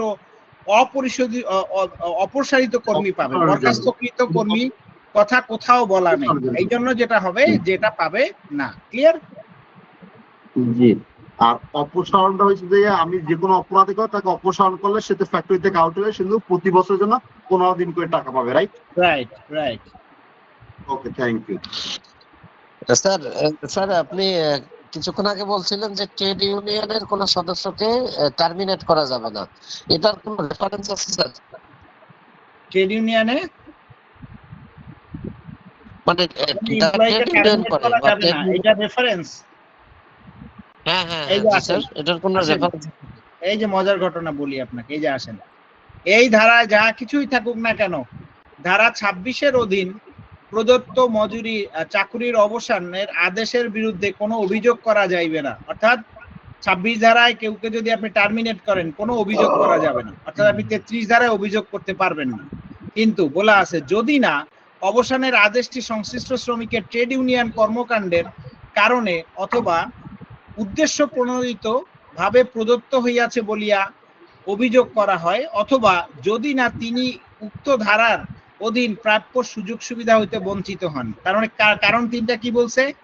এক, আপনি ট্রেড ইউনিয়ন করেন, এই জন্য আপনি ট্রেড ইউনিয়নের সদস্য, আপনাকে কি করলাম, আমি টার্মিনেট করলাম, আমি লেবার কোর্টে মামলা করলাম যে স্যার আমি ট্রেড ইউনিয়নের সদস্য, আমাকে টার্মিনেট করেছে। ঠিক আছে, এক। দুই, উদ্দেশ্য প্রণোদিত ভাবে, অর্থাৎ আপনি আমাকে, আমি বললাম, দাবি করলাম যে স্যার আমি ট্রেড ইউনিয়ন করি বলে আমাকে টার্মিনেট করেছে। তিন, যেটা হচ্ছে যে আমাকে যদি 26 ধারায় আপনি বেনিফিটটা না দেন, এন্ড আপনি বেনিফিট দিলেন, তাও কি আমার হাতে দুইটা অপশন আছে মামলা করার। কি কি কি কি বলছে বলেন তো মিস্টার জামান? মিস্টার জামান, আপনি শুনতে পাচ্ছেন? অথবা প্রণোদিত, উদ্দেশ্য প্রণোদিত। জি জি স্যার, শোনা তাহলে এখন যাচ্ছে। রেফারেন্স পেয়েছেন? জি স্যার, জি। এটা 26 সেকশন কি 26 এই? 33 এর শেষে। 33। ভাই ওকে এখানে ওকে উদ্দেশ্য ওকে স্যার, প্রণোদিত থ্যাংক ভাবে ইউ। বলতে, হ্যাঁ উদ্দেশ্য প্রণোদিত ভাবে বলতে কি তাহলে ট্রেড ইউনিয়নের বিষয়টা মিন করছে? যদি হয় যে আপনি একজন ট্রেড ইউনিয়নের সদস্যকে হঠাৎ করে করলেন আপনি, তাই না, টার্মিনেট করে দিলেন, তাহলে কি এটা কি মিন করে বলেন? তো আর অন্য যদি সাধারণ এমপ্লয়িকে ভাইয়া আরো মজার বিষয় টার্মিনেট আছে, করা হয়, এই দেখেন আরো মজার বিষয় আছে। একজন ট্রেড করা ইউনিয়ন, যাবে। এই দেখেন আরো মজার ঘটনা শেখাই, একটু শেখেন, খুব মজার ঘটনা দেখাই আপনাকে। ধরেন আপনি ট্রেড ইউনিয়ন এখন পর্যন্ত নিবন্ধন পান নাই, আপনাকে আমি টার্মিনেট করলাম। আপনি ট্রেড ইউনিয়ন আবেদন করেছেন, আপনাকে আমি টার্মিনেট করলাম, তখন আপনি কোন ধারায় পড়বেন জানেন? আসেন আপনাকে আমি দেখাই, খুব সুন্দর জায়গা। এন্টি ট্রেড ইউনিয়ন ডিসক্রিমিনেশন কত? 196 এর ক। এখানে কি বলেছে? শ্রমিক কর্তৃক ট্রেড ইউনিয়ন প্রক্রিয়া চলাকালে অথবা রেজিস্ট্রেশন দরখাস্ত নিষ্পত্তি থাকাকালে অথবা রেজিস্ট্রেশনের পর মালিক কর্তৃক শ্রমিকের চাকুরি শর্তাবলী লঙ্ঘন এবং কর্মস্থলে প্রতিশোধমূলক কোনো কার্যক্রম গ্রহণ করিলে ইহা উক্ত মালিকের পক্ষে এন্টি ট্রেড ইউনিয়ন ডিসক্রিমিনেশন হইবে। তার মানে বুঝতে পারছেন কি বুঝলেন জি বলেন? স্যার, জি স্যার, তার মানে বুঝতে পারছি। আপনার এই যে 196 এর কয়ের আন্ডারে ফেলে আমি কি করব, যাব ওই যে 366-তে চলে যাব। 366-তে গিয়ে শ্রম পরিচালককে আমি অভিযোগ দিব, দিয়ে আমি কি করব, ওনাকে দিয়ে মামলা করে মালিককে জেলে পাঠাবো। বুঝতে পারছেন? এখন ভাই জেনারেল এমপ্লয়ির কথা বলছিলাম, যে জেনারেল এমপ্লয়ি তারা ট্রেড ইউনিয়নের কেউ না, বা আমার ট্রেড ইউনিয়ন নাই, তাকে টার্মিনেট করেন, কোনো সমস্যা নেই তো। জি ভাই, টাকা দিয়ে দিবেন, সে আপনাকে কোনো মামলাও করতে পারবে না। ওকে ভাইয়া, যেখানে ট্রেড ইউনিয়ন ওখানে তো পিসি আছে, তাহলে কি পিসি কি টার্মিনেট করা যাবে?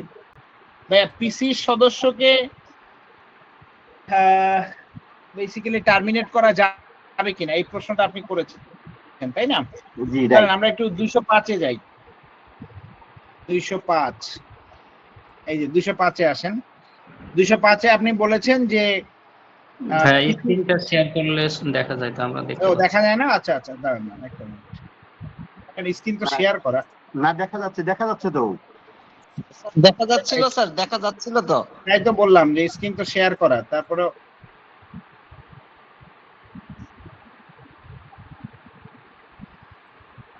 আছেন এর সঙ্গে কি কি করা যাবে, কি কি করা যাবে না, তাই না?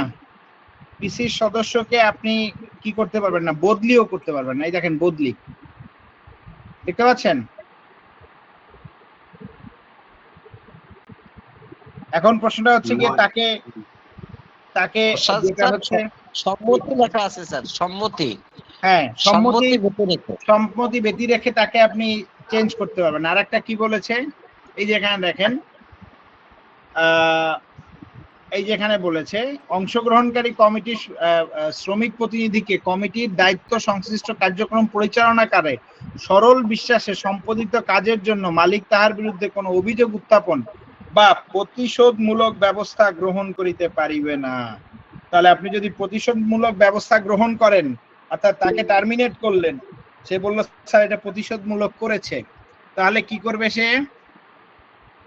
196 এর ক মনে আছে, একটু আগে পড়েছিলাম। তাহলে সেটা কি করবে? সে গিয়ে গ্রিভেন্স দিবে, গ্রিভেন্স দিয়ে মালিকের বিরুদ্ধে মামলা করাবে। Clear sir?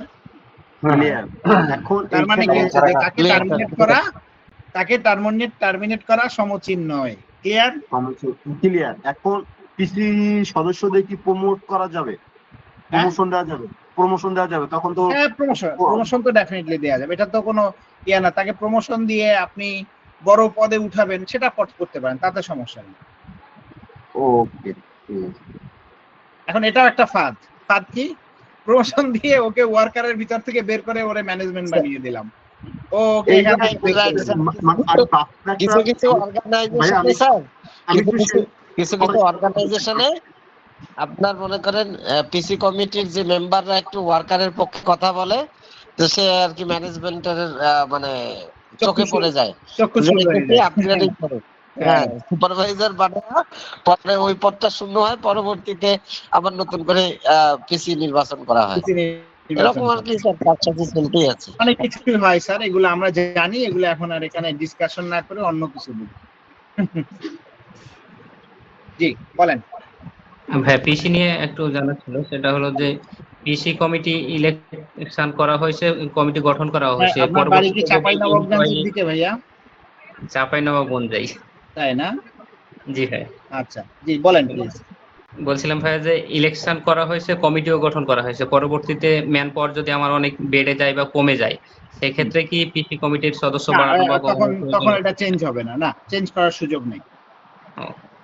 বুঝতে পারছি। জি, প্রশ্ন শেষ করবো, আর যদি প্রশ্ন থাকে অবশ্যই করবো।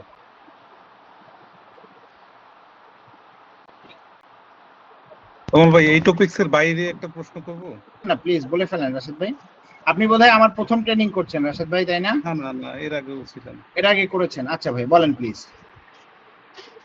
আচ্ছা, ইনজুরির ক্ষেত্রে, মানে মাইনর ইনজুরির ক্ষেত্রে যখন 3 দিনের বেশি হয়, 5 দিন 7 দিন বা 15 দিন হলো, জি, তখন আমরা এটাকে স্পেশাল লিভ হিসেবে না ভাই, এটা স্পেশাল লিভ হবে না রাশেদ ভাই, এটা হবে গিয়ে তাকে আপনি টেম্পোরারি ডিসেবল ঘোষণা করবেন। কি ঘোষণা করবেন? টেম্পোরারি ডিসেবল ঘোষণা করে তাকে, এখানে আইনে বলা আছে প্রথম 2 মাস তাকে দিবেন গ্রস স্যালারি, পরবর্তী 2 মাস তার গ্রসের 2/3 এবং পরবর্তী 8 মাস গ্রসের 50%। তো আপনি যেটা করবেন, তাকে কোনো ছুটি দিবেন না, তাকে কোনো ছুটি, কারণ ছুটি তো এটা তো অসুস্থতা ছুটি না বা স্পেশাল কোনো ছুটি না। তাকে বলতে হবে যে তুমি এই সময়টাতে হচ্ছে গিয়ে তুমি ইয়েতে থাকবে, যেটা হচ্ছে তুমি টেম্পোরারি ডিসেবল হয়ে যাবে। কারণ টেম্পোরারি ডিসেবলের ক্ষেত্রে এই দেখেন, আমি আপনাকে একটু নিয়ে যাই ভাইয়া, এখানে এই দেখেন, এখানে যে স্ক্যাজুয়ালটা আছে, এই স্ক্যাজুয়ালের একদম শেষের দিকে যান, শেষের দিকে গেলেই বলবে দেখেন অস্থায়ী অক্ষমতার কারণে মাসিক অর্থ হিসাবে প্রদত্ত ক্ষতিপূরণ। এখানে বলছে অক্ষমতা কালীন মেয়াদের জন্য অথবা 1 বছর পর্যন্ত যাহা কম হইবে তার জন্য ক্ষতিপূরণ। প্রথম 2 মাস গ্রস স্যালারি, পরবর্তী 2 মাস গ্রসের 2/3 এবং পরবর্তী 8 মাস হচ্ছে গিয়ে গ্রসের 50% হারে। এইটা এখানে বলা আছে। তো এখন এই সময়টায় তাকে কি বলা হচ্ছে? অস্থায়ী অক্ষম। এই দেখেন এখানে বলা আছে অস্থায়ী অক্ষম। তার হাজিরা খাতায় বা অ্যাটেন্ডেন্সে আপনি লিখবেন টেম্পোরারি ডিসেবল, টেম্পোরারি ডিসেবল আপনি লিখবেন, এবং সে ওই সময়ের জন্য ফুল মজুরি পাবে 2 মাস পর্যন্ত। ঠিক আছে, ক্লিয়ার ভাইয়া? এখন যেটা হচ্ছে যে আপনি ধরেন 8 দিন 9 দিন লেগে গেল, ওই 9 দিন তার ওখানে লেখা থাকবে অস্থায়ী অক্ষম, এই সময় তাকে কাজে আসতে হবে না, এই সময় সে কাজে আসবে না। ঠিক আছে, ওটা অ্যাবসেন্ট না, ওটার জন্য সে ফুল গ্রস স্যালারি পাবে। ক্লিয়ার ভাইয়া? ক্লিয়ার। কিন্তু 152 তে যে মজুরি ক্যালকুলেশনের কথা বলা আছে, 152 তে যে মজুরি ক্যালকুলেশনের কথা বলা আছে, সেটা আসলে বেসিক্যালি ভাইয়া, আমি আপনাকে ওই নিয়মটা অনেক জটিল নিয়ম, এই জন্য আমরা বলি গ্রস স্যালারি দিয়ে দিবেন। আর 152 তে যে পদ্ধতিটা বলা আছে তাতে টাকার পরিমাণটা এরকমের আসে। দাঁড়ান আমি একটু দেখাই ভাইয়া, একটুখানি সময় দেন, আমি আপনাকে ওই ক্যালকুলেশনে শিখিয়ে দেই। তাহলে আপনার জন্য আর ঝামেলা হবে। 152 মজুরি গণনার পদ্ধতি। দেখেন এখানে যে পদ্ধতিটা বলা আছে সেটা হচ্ছে এরকমের, দাঁড়ান একটা মিনিট। এই এখানে বলছে যে দুর্ঘটনায় অব্যাহতি পূর্ব ক্ষতিপূরণ, আমার কোনটা খুলে দিবে এটা, আচ্ছা দিচ্ছি, এই যে মামা নিয়ে যান। এখানে হচ্ছে যে ক্ষেত্রে দুর্ঘটনার অব্যবহিত পূর্বে ক্ষতিপূরণ প্রদানে বাধ্য কোনো মালিকের, আমি এগুলো ফেলো না, পায়ে ঢুকবে কিন্তু, এগুলো উঠাও এগুলো, বাধ্য কোনো মালিক অধীন সংশ্লিষ্ট শ্রমিকটি অবিচ্ছিন্ন অনূন্য 12 মাস কর্মরত ছিলেন, সেক্ষেত্রে তাহার মাসিক মজুরি হইবে তাহার পূর্ববর্তী 12 মাসে উক্ত মালিক কর্তৃক প্রদেয় মোট মজুরির 1/10। ঠিক আছে ভাই, এখন কি বলছে ভাইয়া, আসেন আপনার এটাকে আমি ক্যালকুলেটরে হিসাব করি। প্রথমে বলছে কি পূর্ববর্তী 12 মাসের স্যালারির এক দ্বাদশাংশ, তাই না? 1 দ্বাদশাংশ মানে কি 12 ভাগের 1 ভাগ। তাহলে ধরেন আপনি ভাইয়া একজন এমপ্লয়িকে, যেটা হচ্ছে পূর্ববর্তী 12 মাসে আপনি তাকে পে করলেন, ধরেন 2,30,000 টাকা তার গ্রস টোটাল পে করেছেন তাকে আপনি মজুরি। কি বলেছে ভাই এখানে অংশ, এই দেখেন এখানে দেখবেন মোট মজুরি মানে হচ্ছে গ্রস স্যালারি। ঠিক আছে, এই গ্রস স্যালারিটা আপনি দেখলেন 2,30,000 টাকা, এটাকে ভাগ দিলেন কত দিয়ে? 12 দিয়ে, দিলে 19,166 টাকা কি করে, যে তার ওই সময়ের মজুরি গ্রস স্যালারি হবে তখন কত, এই যে এই অ্যামাউন্টটা। ভাইয়া ক্লিয়ার? জি ক্লিয়ার। জি বলেন, আপনাদের আর কারো কোনো প্রশ্ন আছে? এইভাবে ভাই ক্যালকুলেশনটা করতে হয়। এখানে আরো কয়েকটা ক্যালকুলেশন আছে, এগুলো ওই মোরাললেস একই রকমের ভাইয়া, বুঝতে পেরেছেন? ভাই আমার এই বিষয়ে প্রশ্ন ছিল দুইটা।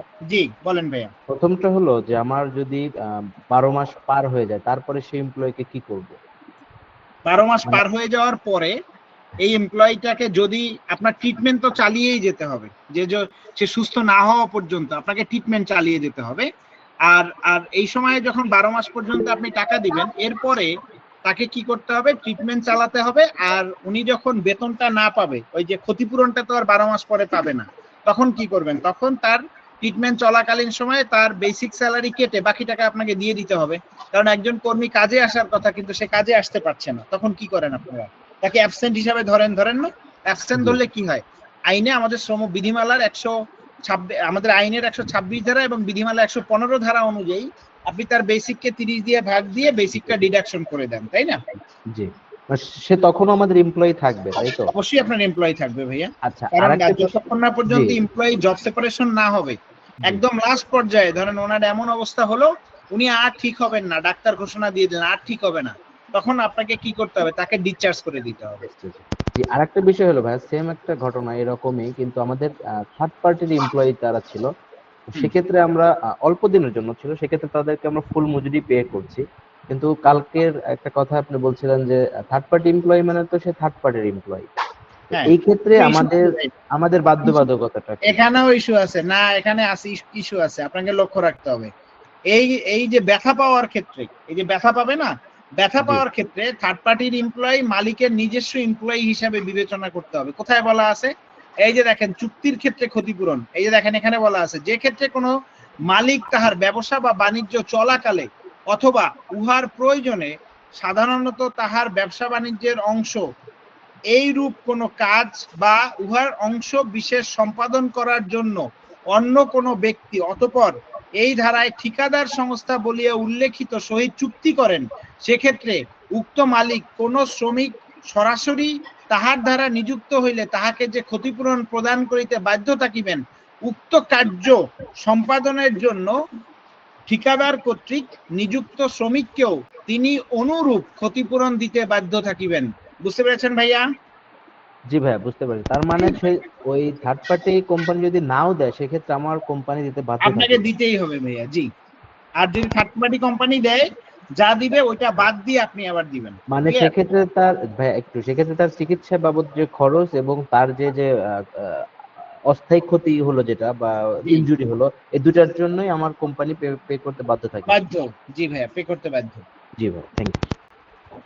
স্যার আমার আরেকটা কোশ্চেন ছিল, স্যার একটা কোশ্চেন ছিল। বলেন।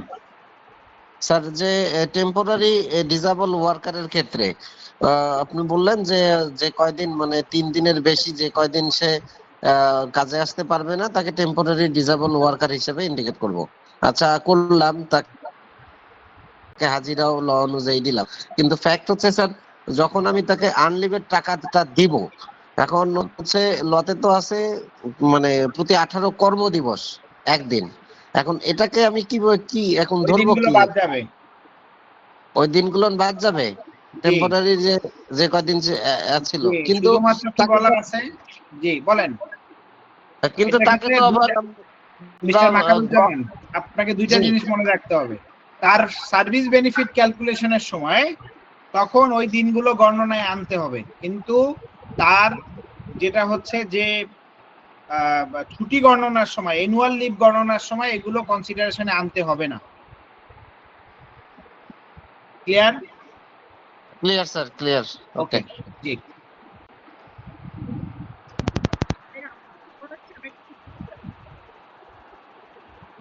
জি, কারো প্রশ্ন আছে? ভাই, ট্রেড ইউনিয়ন অর্গানোগ্রামে সাধারণত কারা কারা থাকে, যেমন সভাপতি থেকে শুরু করে নিচে, আর এইটা কারা কতদিন কারা মধ্যে থাকতে থাকবে, পারে? এটা বেসিক্যালি আপনার যে গঠনতন্ত্র আছে না, গঠনতন্ত্রে নির্ধারণ করা থাকবে। বুঝতে পেরেছেন? আমার একটা প্রশ্ন ছিল। জি বলেন ভাই। সাধারণত ম্যাটারনিটি বেনিফিটস এর ক্যালকুলেশনে আমরা পূর্ববর্তী 3 মাসের যে প্রেজেন্ট ডে থাকে সেটার উপরে তারপরে 26 ধারা হয়তো করা হয়, কিন্তু কোনো কারণে ধরেন যদি পিছনের 3 মাসের মধ্যে টেম্পোরারি ডিসেবিলিটি থাকে, হ্যাঁ, আর শুধুমাত্র দেখা যাচ্ছে যে প্রেজেন্ট ছিল হয়তো বা 3 মাসের মধ্যে 15 ডেজ, সেই ক্ষেত্রে ম্যাটারনিটি বেনিফিটস ক্যালকুলেশন অনেক বেশি চলে আসে। তো আসলে সেটা মানে সেই ক্ষেত্রে প্রসেসটা কিভাবে আমাদের আগাইলে ভালো হয় আর কি? বুঝি নাই ভাইয়া। ম্যাটারনিটি বেনিফিটের সাধারণত ক্যালকুলেশনটা দেখা যাচ্ছে যে আমরা পূর্ববর্তী 3 মাসের যে প্রেজেন্ট থাকে সেটার উপরে 26 দ্বারা ভাগ করে করা হয়, রাইট? জি আচ্ছা, কিন্তু কোনো কারণে ধরেন যে উনি সেই ম্যাটারনিটি বেনিফিটসে যাওয়ার আগে তার পূর্ববর্তী 3 মাসের মধ্যে উনি 2 মাস টেম্পোরারি ডিসেবিলিটি ছিলেন এবং 1 মাস উনি প্রেজেন্ট ছিলেন, মানে লেটস সে 20 ডেজের মতো প্রেজেন্ট ছিলেন। তো সেই ক্ষেত্রে ক্যালকুলেশনটা কি হবে? মানে উনি 20 ডেজ এর জন্য যদি থাকেন, তাহলে পূর্ববর্তী যে ক্যালকুলেশন শ্রম আইনে ছিল আমাদের, তাই না, সেটার জি, নিয়ম সেভাবে অনুযায়ী সেটা কি হচ্ছে হবে? গিয়ে পূর্ববর্তী 3 মাসের গ্রস যোগ করে ওই 20 দিয়ে ভাগ করতে হবে। সেক্ষেত্রে অনেক মানে ম্যাটারনিটি বেনিফিটটা অনেক অনেক বেশি অনেক চলে আসে। বেনিফিটটা চলে আসে। জি, এটাই আইন এবং এইভাবেই করতে হয় তখন। কিন্তু নতুন এইভাবেই করতে নিয়ম হয়। আবার আলাদা। নতুন নিয়ম হচ্ছে গ্রস স্যালারিকে 26 দিয়ে ভাগ করে করতে হয়। ওটা তো লাস্ট মাসের আর কি। জি জি। হ্যাঁ হ্যাঁ, আচ্ছা, ওকে।